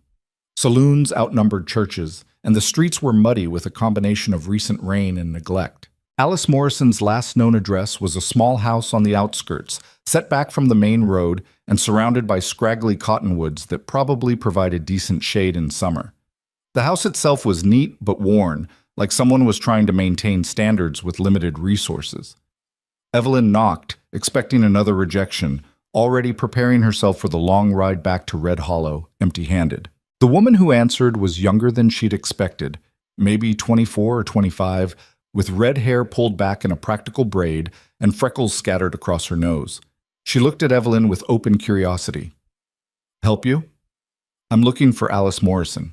"That's me. Who are you?" "My name is Evelyn Cross. I came from Red Hollow. I need to talk to you about Victor Hale." Alice's expression changed immediately, not to anger or fear, but to something harder to define. Recognition, maybe. Or grim understanding. "You answered one of his marriage ads." It wasn't a question. Evelyn nodded. "Come in," Alice said, stepping back from the door. "I've been wondering when someone would finally show up about Victor." The inside of Alice's house was simple but comfortable. Furniture that had seen better days but was kept clean, curtains that let in the afternoon light, a table with two mismatched chairs. Alice gestured for Evelyn to sit and poured water from a pitcher without asking. "How many of us are there?" Alice asked, sitting across from her. "At least 4 that we know of. Maybe more. 4. Alice took a drink of water, processing that. "I always figured there had to be others. Victor's too calculated to waste a scheme that worked on just one woman." "You're not angry? Not upset that I brought it up?" "Oh, I'm plenty angry. Been angry for 2 years. But I'm also curious." Alice leaned forward. "Tell me what happened to you." So Evelyn told her, the whole story from the train platform to the dead crow on Cole's porch. Alice listened without interrupting, her face growing harder with each detail. When Evelyn finished, Alice sat back and exhaled slowly. Same pattern, down to the public humiliation. He said almost the exact same words to me that he said to you, about misrepresentation, about not being what he expected. Did you figure out the land scheme? Not until afterward. There was a lawyer in town who explained it to me when I asked why Victor would go to such lengths. But by then I'd already left Rollins for a year, too ashamed to stay. Alice's voice went quiet. I came back because I got tired of running. Figured if Victor Hale could live in Red Hollow with his reputation intact, I could live here with mine damaged. You're braver than I would have been. I'm not brave. I'm stubborn. And I'm tired of men like Victor deciding what women like us deserve. Alice stood up and went to a trunk in the corner, rummaging through papers until she found what she was looking for, a folded contract identical to Evelyn's. I kept it. Everyone told me to burn it, said looking at it would just make me bitter. But I kept it anyway because someday I thought I might need proof. Will you testify? Evelyn asked, hardly daring to hope. Alice studied the contract in her hands. If I testify, Victor will make my life hell. He'll spread rumors, ruin my reputation worse than he already has, maybe even come after me legally. I know. And there's no guarantee we'll win. Judges can be bought or intimidated, and Victor's good at both. I know that too. Alice looked up, her green eyes bright and fierce. When's the trial? 3 weeks, maybe less. I'll be there. She folded the contract carefully and tucked it into her pocket. I'll testify. I'll tell everyone exactly what Victor Hale did to me, and I'll do it on record where he can't erase it or buy it or make it disappear. Relief hit Evelyn so hard she felt dizzy. Thank you. Don't thank me yet. One woman's testimony might not be enough, especially against someone with Victor's resources. There are 2 others, Catherine Walsh in Laramie and Rebecca Klein in Cheyenne. They both refused to testify, but maybe if they knew someone else was willing to come forward, give me their addresses. I'll write to them. Woman to woman, no lawyers or strangers involved. Can't guarantee they'll change their minds, but it's worth trying. Alice wrote the letters that evening while Evelyn and Cole waited, drafting careful words that acknowledged pain while offering solidarity. She sealed them and handed them to Evelyn with instructions to post them from the next town. Don't expect miracles, Alice warned. Catherine and Rebecca have every right to protect themselves, even if it means Victor gets away with what he did. But you're not protecting yourself. No? Alice smiled, and it was sharp and determined. I'm done protecting myself. Time to start fighting back. They left Rollins the next morning with Alice's promise to be in Red Hollow before the judge arrived. The ride back felt different, still tense, still weighted with uncertainty, but now with a thread of hope woven through it. One witness, Cole said, as they made camp that first night on the road home. That's better than none. One witness against Victor Hale's money and influence. Evelyn poked at the campfire with a stick, watching sparks rise into the dark sky. Alice is brave, but brave doesn't always win. Sometimes it does. When? Cole thought about it. Can't think of a specific time, but it has to be true sometimes or nobody would ever try. They reached Red Hollow 5 days after leaving, exhausted and trail-worn and uncertain what they'd be returning to. As they approached Cole's ranch, Evelyn felt her stomach tighten with anxiety. What if Victor had burned the place down while they were gone? What if he'd filed legal papers seizing the property? What if... The ranch looked exactly as they'd left it. Naomi was sitting on the porch, and she stood up when she saw them coming. You're back, she called out. And in one piece, which is better than I expected. Cole pulled the wagon up. Any trouble while we were gone? Depends what you mean by trouble. Victor's been quiet, too quiet, makes me nervous. What's he doing? Evelyn climbed down stiffly. Nothing visible. But I've seen his lawyer 3 times this week at the land office, filing paperwork. Can't tell what it's about without raising suspicions, but something's happening. How much time before the judge arrives? Cole asked. 12 days. Maybe 11 if he makes good time from his last stop. 12 days. Evelyn felt the weight of that deadline settle on her shoulders. 12 days to prepare their case, to hope that Catherine or Rebecca might change their minds, to gather whatever additional evidence they could find. Did you find the other women? Naomi asked. One agreed to testify.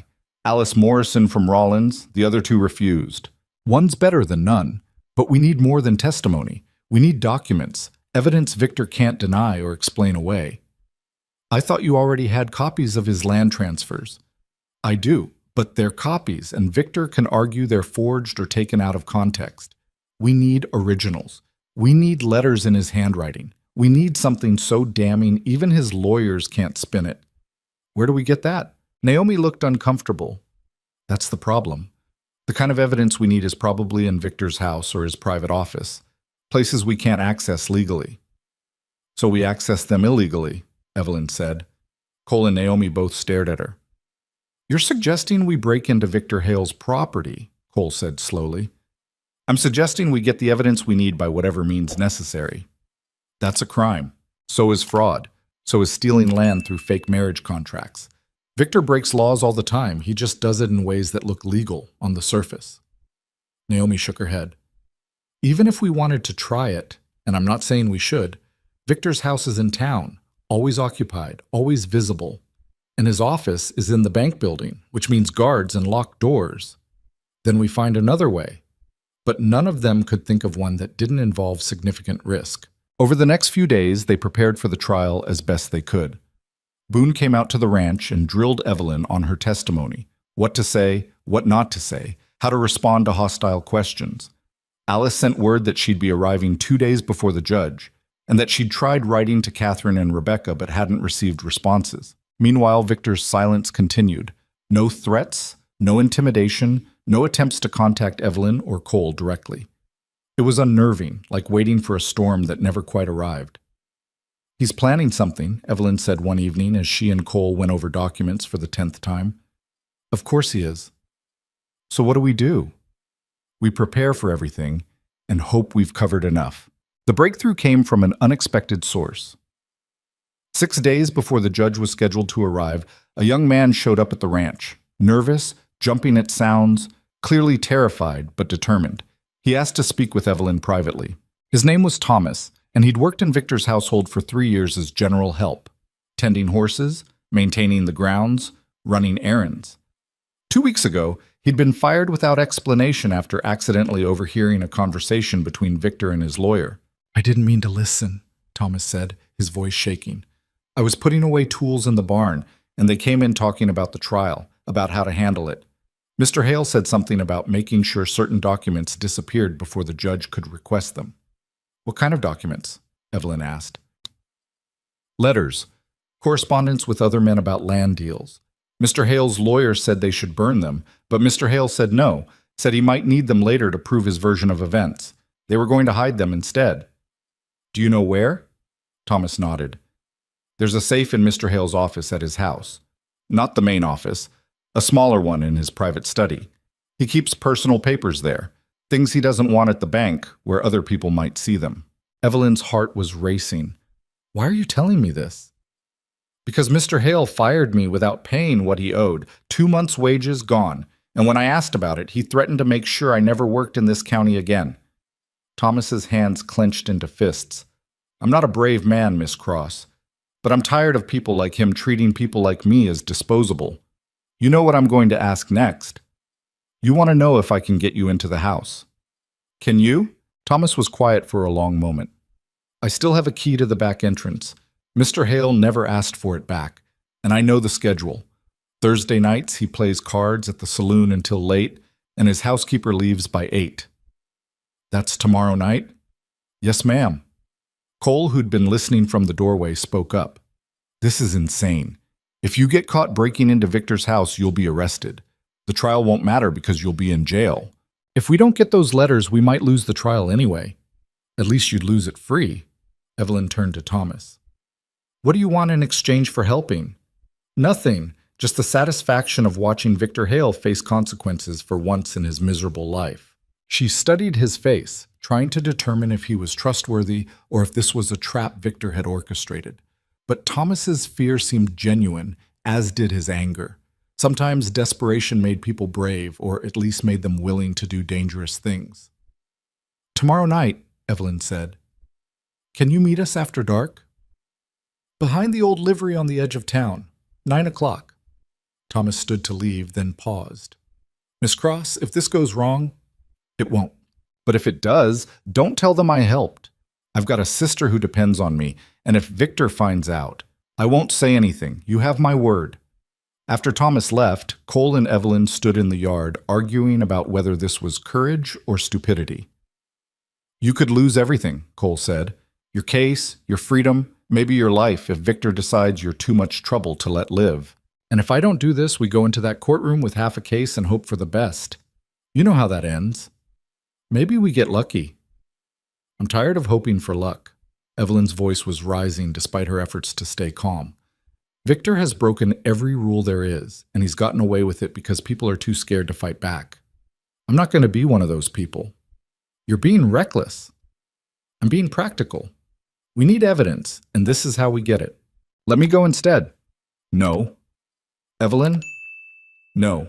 This is my fight. You've already risked enough helping me." Cole grabbed her arm, not roughly but firmly enough to make her stop and look at him. "You think I've come this far just to watch you throw yourself into danger alone? You think I spent 2 weeks traveling across the territory because I felt obligated?" His voice was rough, frustrated.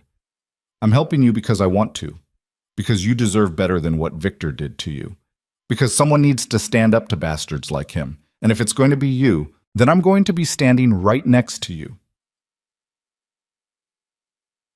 They stared at each other in the fading light, and Evelyn felt something shift between them, an understanding that went deeper than alliance or convenience. "If we get caught," she said quietly, "your ranch is gone. Margaret's father will foreclose. Then I'll start over somewhere else." "You don't mean that." "I do." Cole released her arm. "Some things matter more than land." The next night felt endless. They went through the motions of normal evening routine while the sun crawled toward the horizon with agonizing slowness. Evelyn changed into dark clothing and braided her hair tightly so it wouldn't get in the way. Cole checked his knife, loaded his pistol, moved with the careful preparation of someone who understood exactly how dangerous this was. They reached the old livery just before 9 and found Thomas waiting in the shadows, pale and sweating despite the cool night air. "You're sure about this?" he asked one more time. "I'm sure. Once we're inside, we have maybe 20 minutes before someone might notice activity in the house. The safe is in the study on the second floor, third door on the left. I don't know the combination. I'll figure it out." They moved through the quiet streets of Red Hollow like ghosts, keeping to alleys and shadows, avoiding the main roads where late-night drinkers might spot them. Victor's house sat on the north end of town, large, well-maintained, the kind of property that announced wealth and status to anyone who looked at it. Thomas led them to the back entrance and unlocked it with hands that shook so badly it took 3 tries. The door swung open silently, and they slipped inside. The house was dark and quiet, smelling of furniture polish and old wood. Thomas pointed toward a staircase and whispered, "Second floor, third door. I'll wait here. If anyone comes, I'll whistle twice." Evelyn and Cole climbed the stairs carefully, testing each step before putting weight on it, moving slowly enough that creaking boards couldn't betray them. The second floor hallway stretched dark before them, and Evelyn counted doors until she found the third one. The study was smaller than she'd expected. A desk, some bookshelves, and a painting on the wall that looked expensive. The safe was behind the painting, just as Thomas had said. "Can you open it?" Cole whispered. "I don't know. Let me try." She'd learned to crack simple safes from her brother years ago, back when he'd worked as a locksmith's apprentice. This one looked more complicated, but the principles were the same. Turn slowly, listen for clicks, feel for resistance. She worked the dial carefully, her ear pressed against the cold metal, blocking out everything except the tiny mechanical sounds inside. Time stretched. Minutes passed. Cole kept watch by the door, tense and alert. And then, a soft click. The safe door swung open. Inside were papers, lots of them, bundled and filed with the kind of organization that suggested Victor knew exactly what he had and where. Evelyn pulled them out carefully, scanning by the dim light of a candle Cole had lit and shielded. Letters. Dozens of them. Victor's handwriting, unmistakable and damning.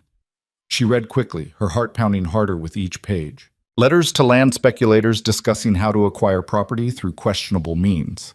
Letters to lawyers outlining strategies for voiding marriage contracts. Letters to officials in other counties, arranging favorable rulings in land disputes. And most damning of all, letters to the men who'd hired Victor to consolidate water rights in the region by any means necessary. was all here. The whole corrupt scheme, documented in Victor's own hand. We need to go, Cole said urgently. Now. Evelyn grabbed every letter she could carry, stuffing them into the bag she'd brought. She was reaching for the last bundle when she heard it. Footsteps on the stairs. Heavy footsteps. Multiple people. Someone's coming, Cole hissed. They had maybe seconds. Evelyn shoved the remaining papers into her bag and turned to run, but the footsteps were already in the hallway, already at the door. Light flooded the room as someone lit a lamp. Victor Hale stood in the doorway, and behind him were two men Evelyn didn't recognize, large, armed, the kind of men who got paid to handle problems. Victor's face was calm, almost amused. Miss Cross, he said pleasantly, breaking into my home, stealing my property, in front of witnesses. He shook his head in mock disappointment. I knew you were desperate, but I didn't think you'd be stupid enough to actually do this. Evelyn's mind raced, looking for exits that didn't exist, options that weren't there. Cole's hand moved toward his pistol, but Victor's men were faster, guns already drawn. I wouldn't, Victor said mildly. My men are excellent shots, and this is my property. Self-defense would be perfectly justified. You set us up, Evelyn said, her voice steadier than she felt. I created an opportunity. You chose to take it. Victor stepped into the room, confident and completely in control. Thomas works for me, by the way, has for 3 years. Loyal as they come. The little performance about being fired? All theater, you fell for it beautifully. Evelyn felt sick. She'd been played, manipulated as thoroughly as Victor had manipulated the marriage contract. The letters in that bag are my property, Victor continued. Stolen property. That makes you a thief. And when the judge arrives next week, you'll be in jail waiting to face charges, not sitting in a courtroom making accusations. Those letters prove what you've been doing. Those letters prove nothing without context, and you stole them, which makes them inadmissible as evidence. Even if they weren't, who's going to believe the accusations of a woman caught committing a crime? Victor's smile was razor thin. You've just destroyed any credibility you had. Congratulations. He gestured to his men. Take them to the sheriff. Breaking and entering, theft, trespassing, file charges for all of it. The men moved forward, and Evelyn knew with cold certainty that this was over. Not just the break-in, but everything. Victor had won. He'd anticipated every move, prepared for every possibility, and now she was going to jail while he walked free. Cole's hand found hers in the darkness, squeezed once. Apology or solidarity or goodbye, she couldn't tell. And then a voice from the doorway stopped everyone cold. Nobody's going anywhere.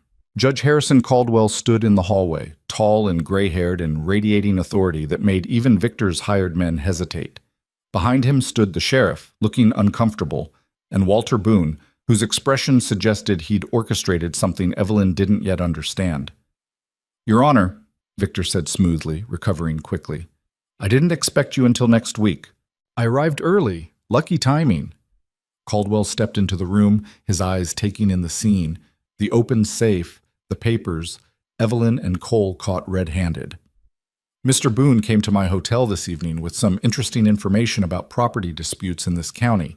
Said he had witnesses who might not be available if we waited for the scheduled court date. I decided to arrive unannounced to assess the situation myself. These people broke into my home, Victor said. So I see. Caldwell looked at Evelyn. Miss Cross, I presume? Yes, Your Honor. And the papers in that bag? Letters. Correspondence proving Mr. Hale's involvement in land fraud. Stolen letters, so Victor interjected, taken from my private property. Caldwell held out his hand. Let me see them. Evelyn hesitated, then handed over the bag.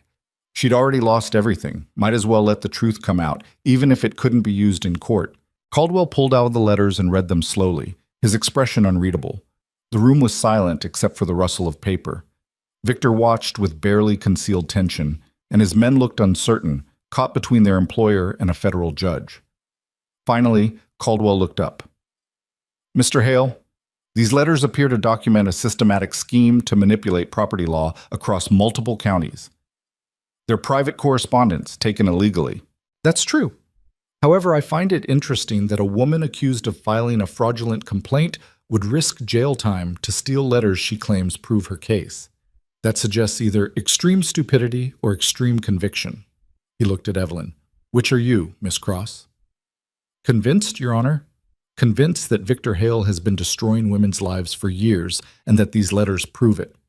Your Honor, Victor's voice was smooth but tight with anger. This woman is clearly— Be quiet, Mr. Hale. Caldwell's tone didn't rise, but Victor stopped talking immediately. I'll be conducting hearings starting tomorrow morning, 9 o'clock. Miss Cross, Mr. Bennett, Mr. Hale, I expect all of you present. And Mr. Hale, I'll be examining these letters closely. If they contain what Miss Cross claims, we'll discuss whether their method of acquisition outweighs their evidentiary value. That's highly irregular, Victor protested. So is stealing land through fake marriage contracts, if that's what happened. Caldwell handed the letters to Boone. Mr. Boone will safeguard these until the hearing. Sheriff, escort everyone home. No arrests tonight. I want all parties available for testimony tomorrow. The sheriff nodded, clearly relieved to have clear orders. Caldwell turned to leave, then paused at the door. Miss Cross, breaking into someone's home is a crime regardless of your motivation. We'll address that tomorrow as well. But I'll say this. In 30 years on the bench, I've learned that desperate acts usually have desperate causes. I'm curious to learn what drove you to this one. He left, and the tension in the room broke like a snapped wire. Victor's face was murderous, but with the judge and sheriff present, he couldn't do anything except watch as Evelyn and Cole were escorted from his house. Outside, Boone fell into step beside them. That was closer than I'd like, he said quietly. You brought the judge early, Evelyn said, understanding finally clicking into place. I sent word that time-sensitive testimony had become available, convinced him to arrive a week ahead of schedule. Boone's smile was grim. Though I had no idea you were planning a midnight burglary, that was reckless. It worked. Barely, and it might still backfire. He lowered his voice as the sheriff walked ahead out of earshot. Caldwell's honest, but he's also a stickler for law. Those letters might not be admissible, and even if they are, he could still charge you with breaking and entering.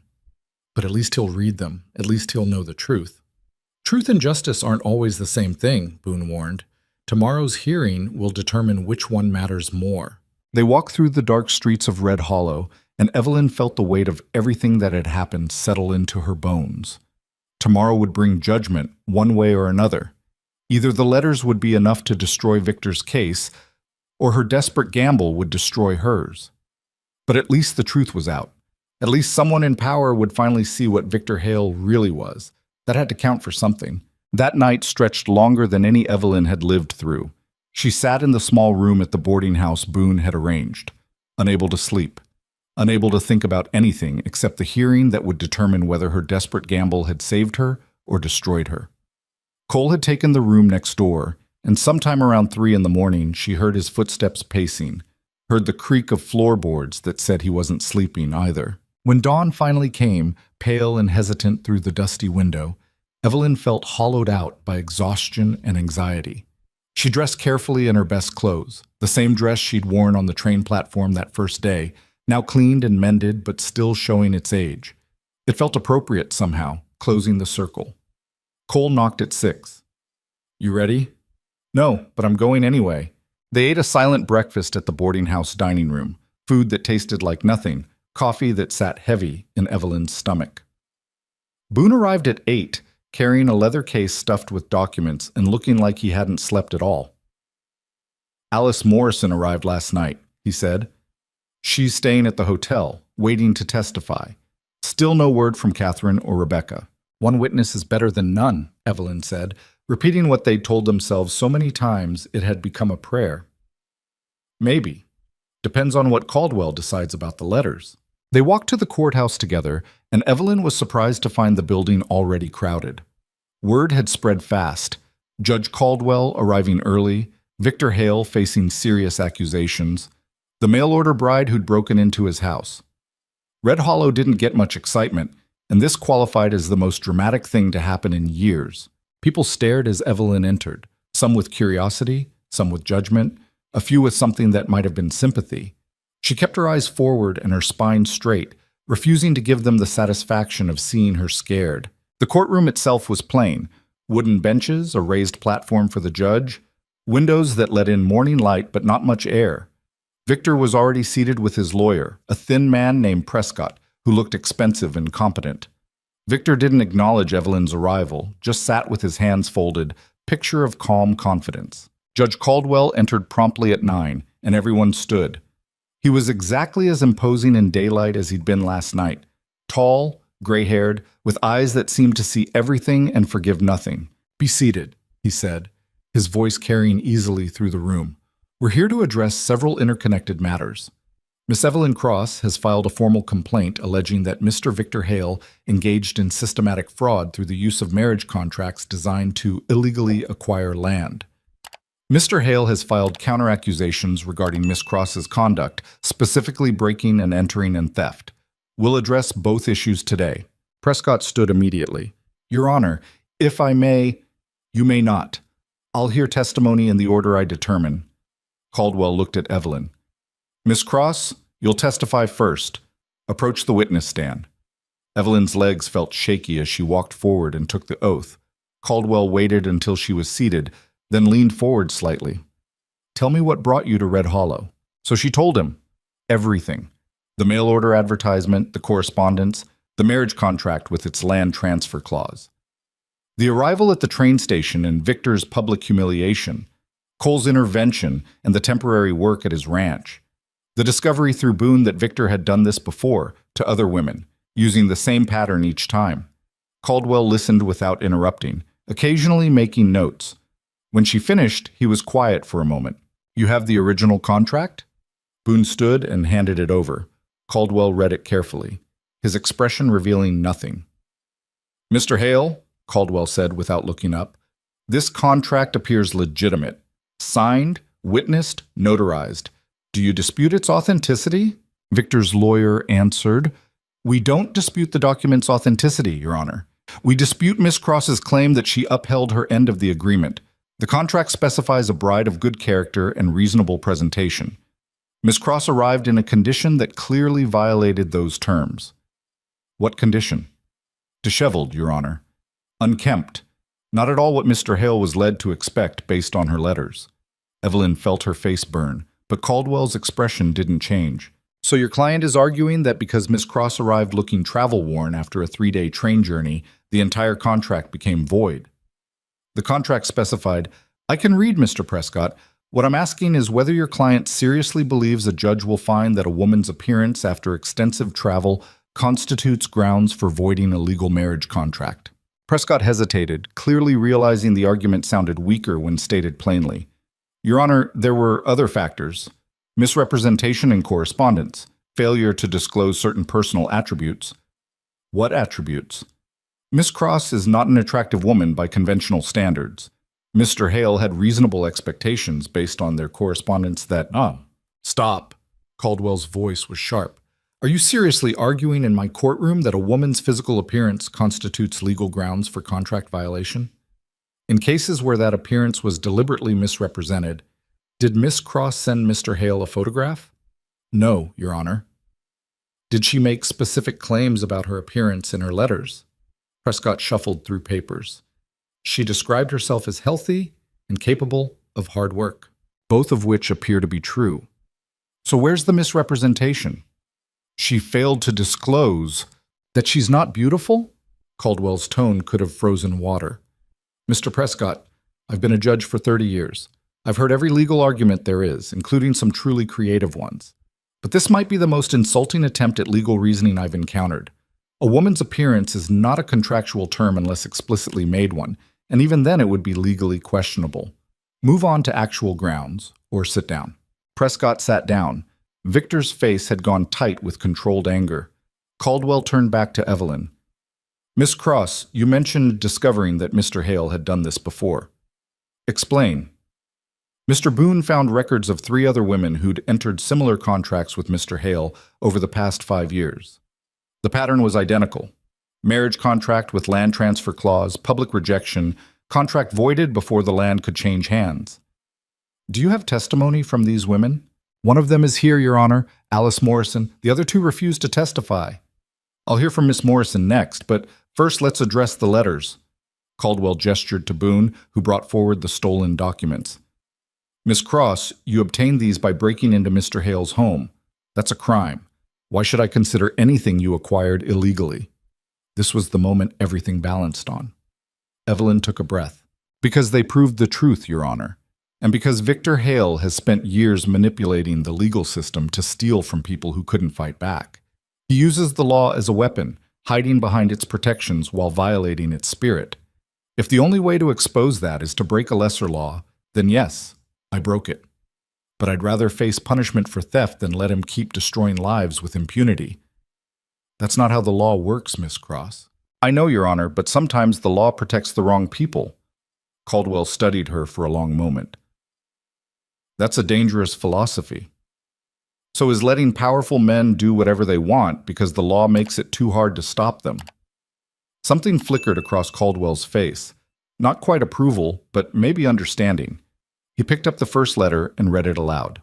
The Walsh situation has been handled as discussed. The contract voiding was public enough to establish clear grounds for retention of the disputed parcel.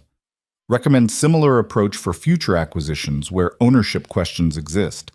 Caldwell looked up. This letter is dated 2 months after Catherine Walsh left Red Hollow. It's addressed to a land speculator named James Corrigan. Mr. Hale, do you deny writing this? Victor conferred briefly with Prescott, then stood. That letter refers to a legitimate business transaction, Your Honor. The contract with Miss Walsh was voided due to her failure to fulfill its terms, and the land remained with my holdings as was legally appropriate. Except the letter specifically mentions using public contract voiding as a strategy for land acquisition. That suggests premeditation rather than unfortunate circumstance. It suggests nothing of the kind. It merely documents that the strategy proved effective. Caldwell read through more letters, each one building a clearer picture of Victor's scheme. Letters discussing water rights consolidation. Letters coordinating with other speculators about acquiring key parcels through various means. Letters outlining how to structure marriage contracts to maximize legal protection while minimizing risk. By the time Caldwell finished, the courtroom was dead silent. Even people who'd come expecting entertainment looked uncomfortable.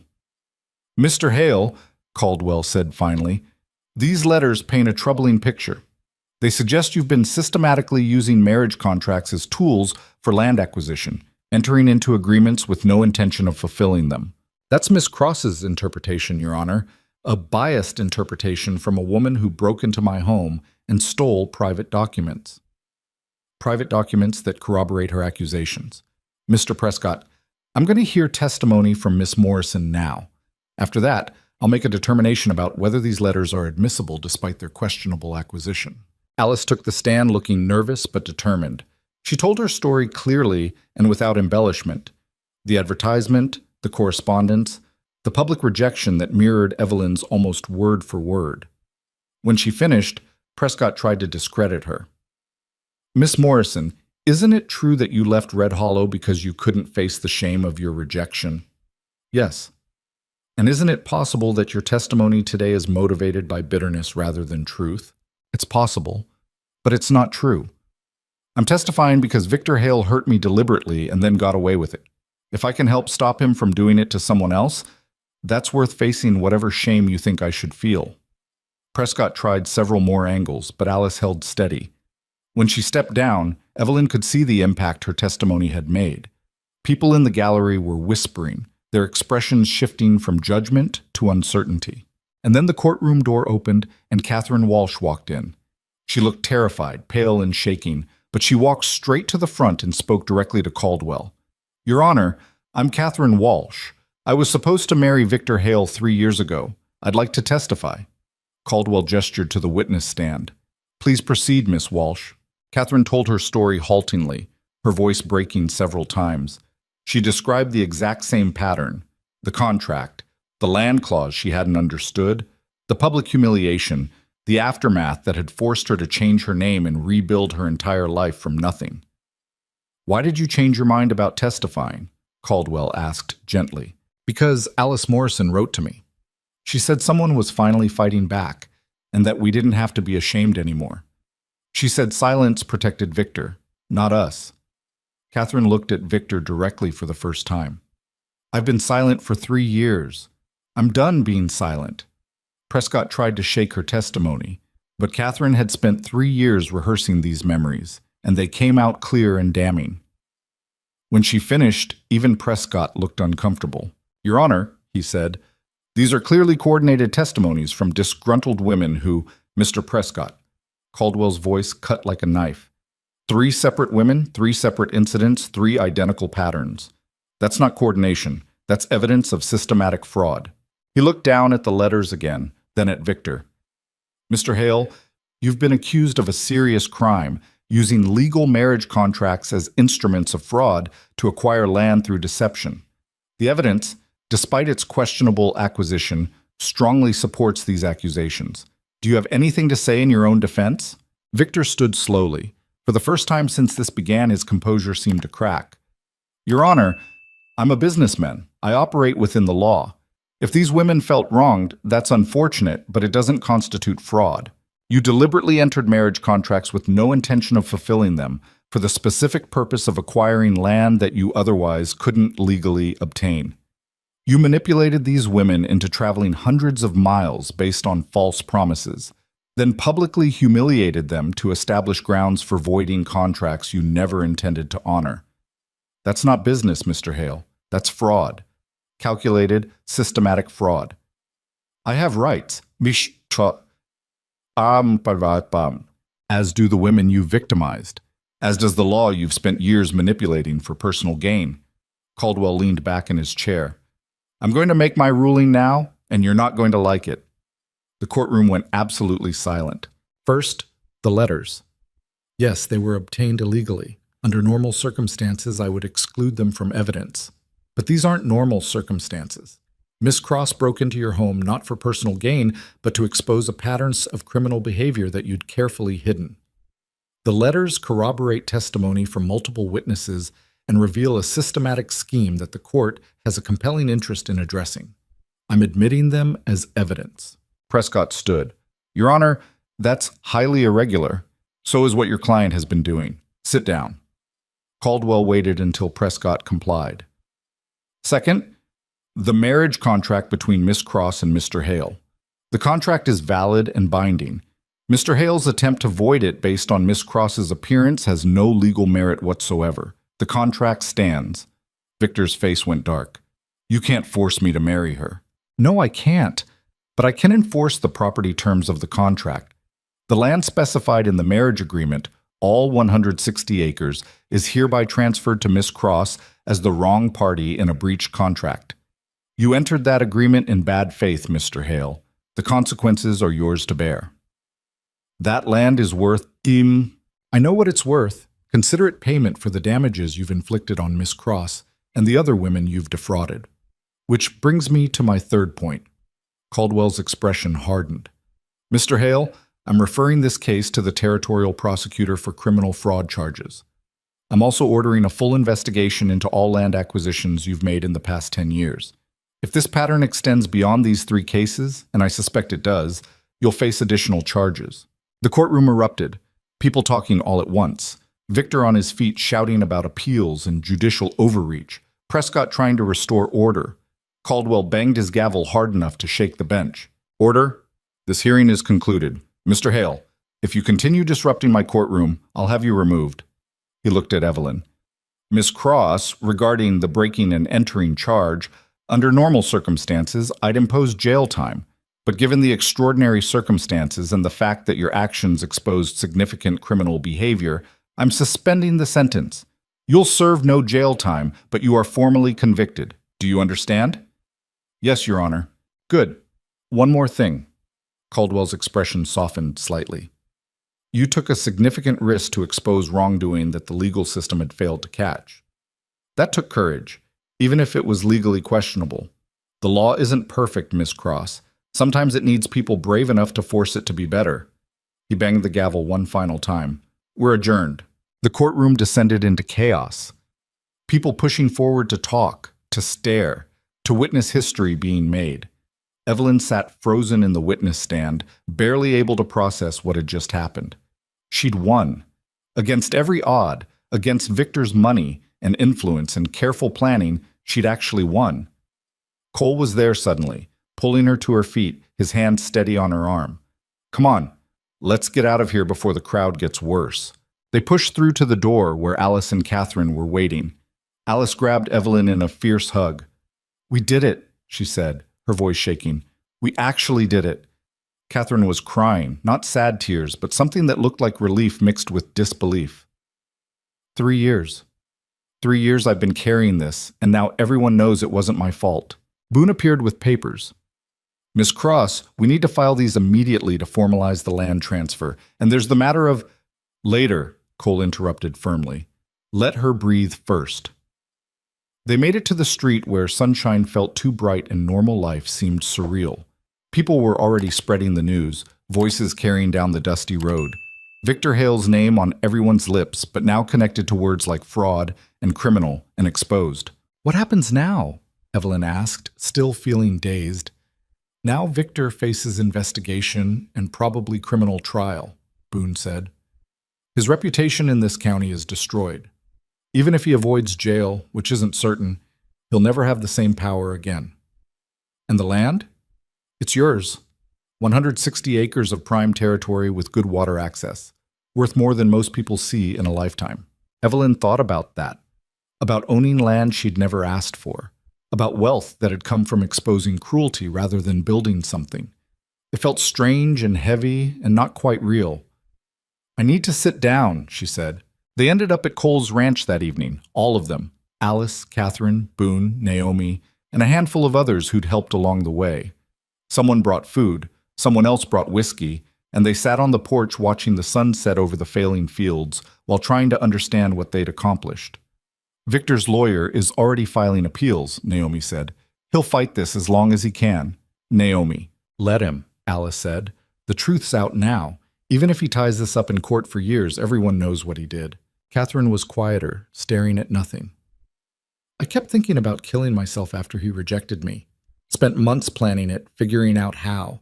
The only thing that stopped me was my sister writing and saying she needed me to come help with her kids." She looked at Evelyn. "I thought I'd spend my whole life being the woman Victor Hale destroyed. But now I'm the woman who helped bring him down. That's different."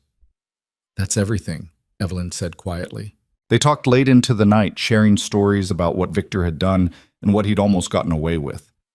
At some point, Alice started crying, then Catherine joined her, and soon they were all crying together. Not from sadness, but from the overwhelming relief of finally being believed. When everyone else had left or fallen asleep, Evelyn found Cole in the barn checking on the horses. He looked up when she entered. "You all right?" "I don't know yet. Ask me in a week." She leaned against the stall door. "Cole, about the land. It borders yours on the east side, right?" "Yeah." "And with it, you'd have enough range to make the ranch profitable again. Good water access, room to expand." He studied her face. "What are you saying?" "I'm saying we could combine the properties, work them together, split the profits equally, and actually build something that lasts." "Evelyn, or if you don't want a partner, I could sell you half at a fair price. Give you the water access and take cash I can use to start over somewhere else." Cole was quiet for a long moment. "You'd really do that? Give up land worth a fortune to help someone you've known for less than 2 months? You stepped between me and Victor on that train platform when everyone else was laughing. You gave me a place to stay when I had nowhere else to go. You risked your ranch, your reputation, everything to help me fight back." Evelyn's voice was steady. "Yeah, I'd really do that. What if I said I wanted the partnership? Both of us working the land together, building something neither of us could build alone." "Then I'd say we have a deal." Cole extended his hand and they shook on it formally, but his hand lingered in hers a moment longer than strictly necessary. "Fair warning," he said. "This ranch is a lot of work. Early mornings, constant problems, never enough money until we get established. It's going to be hard. I'm not afraid of hard. I know. I've seen you break into Victor Hale's house and face down a federal judge. I figure if you can do that, you can probably handle a ranch." They worked together in comfortable silence for a while, and then Evelyn asked something she'd been wondering about for weeks. "Why did you really help me that first day? And don't say it was just because Victor's a bastard. There's more to it than that." Cole stopped what he was doing. "Sarah, my wife, she had a sister who answered a mail-order marriage ad years ago. Went to Colorado to marry some rancher who turned out to be nothing like his letters. He was cruel, maybe violent. We never knew for sure because she died 6 months after the wedding. Fell down the stairs, they said. Sarah never believed it. You saw her sister in me. Maybe. Or maybe I just saw someone being treated like they didn't matter, and I was tired of watching people get away with that. He met her eyes. Either way, I'm glad I stepped in. So am I. The next few weeks were a blur of paperwork and planning. The land transfer went through despite Victor's lawyer's attempts to delay it.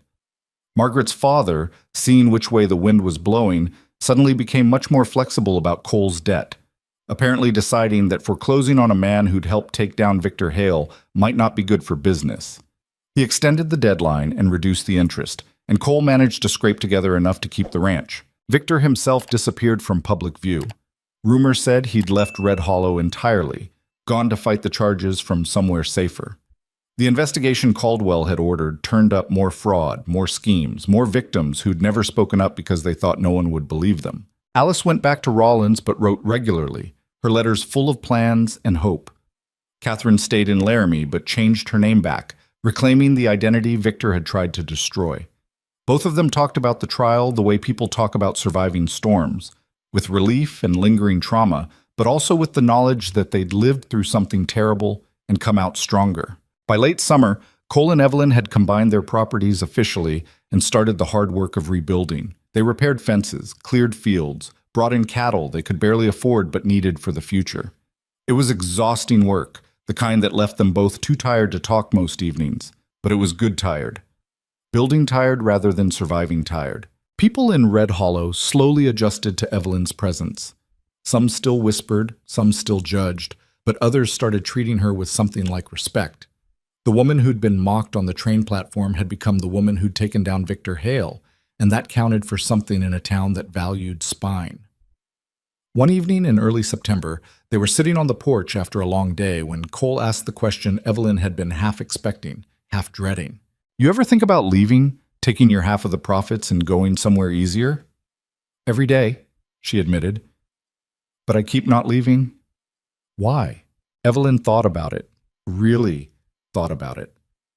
Because I spent my whole life before this going wherever circumstances pushed me. Dead parents pushed me out of Ohio. No money pushed me toward a mail-order marriage. Victor's cruelty pushed me into fighting back. But this ranch, this partnership, nobody pushed me into this. I chose it. That's different. You chose it, or you had no other options? Both, probably. But I'm learning that most good choices come from bad options. You just pick the bad option that might turn into something good if you work hard enough. Cole smiled at that. That's probably the most honest thing anyone's ever said about making a life out here. Out here or anywhere. People like to pretend they chose their lives from some perfect position of control, but mostly we're all just making the best of whatever mess we've landed in. And this mess? This mess is worth keeping. They sat in comfortable silence as the sun set, watching the land stretch out before them. Their land now, bought with pain and courage and the stubborn refusal to accept that men like Victor Hale got to write other people's endings. Evelyn thought about the woman who'd stepped off that train 2 months ago, desperate and alone and willing to accept almost anything because she had no other choice.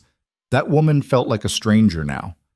Or maybe not a stranger, maybe just a younger version of herself, someone who hadn't yet learned that surviving and fighting back could be the same thing. She'd come west expecting a husband and found a partner instead. She'd expected marriage and found something better, equal footing. She'd expected to be saved and learned to save herself. The marriage contract still sat in her trunk upstairs, technically valid, but practically meaningless. She didn't need it anymore.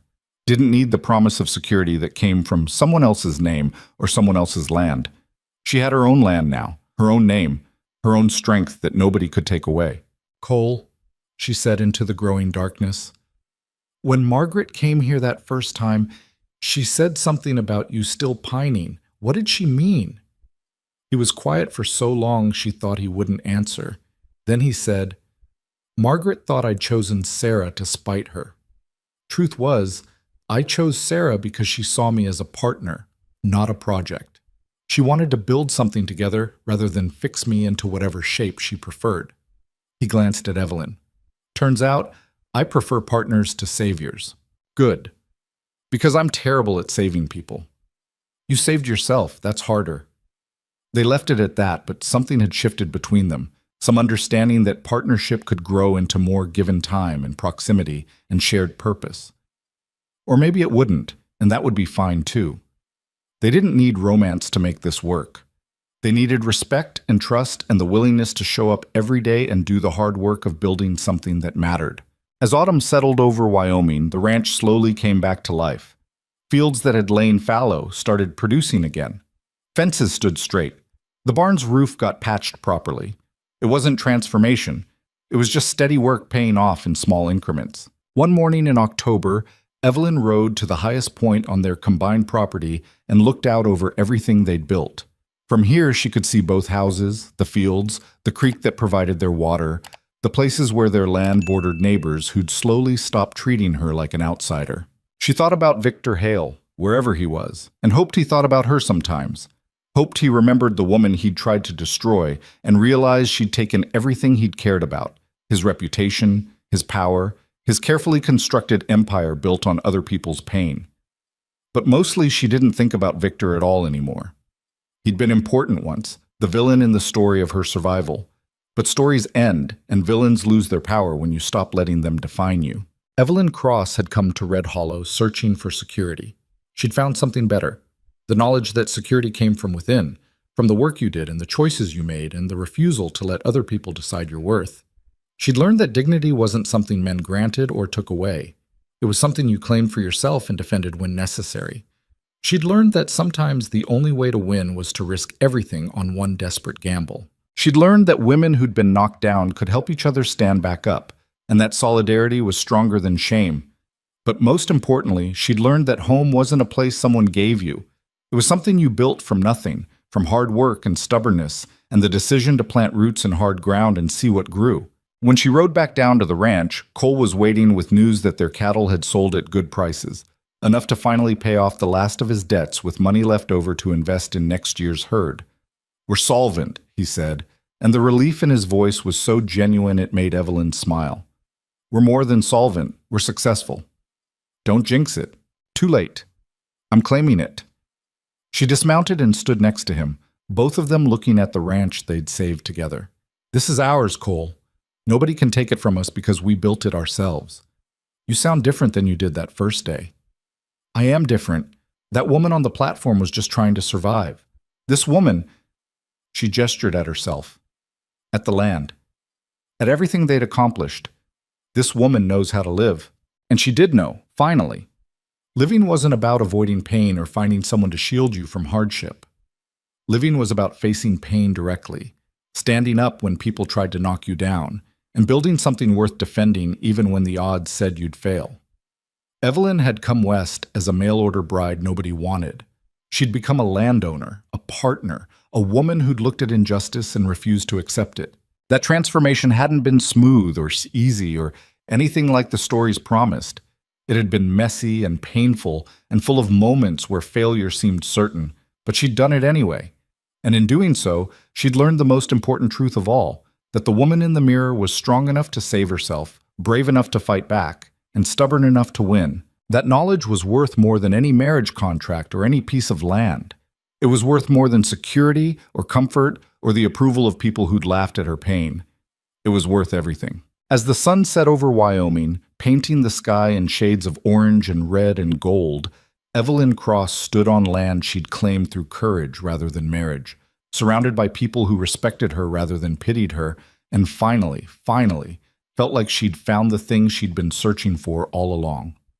Not a husband, not rescue, not even justice, though that had been satisfying. She'd found herself. And that turned out to be enough.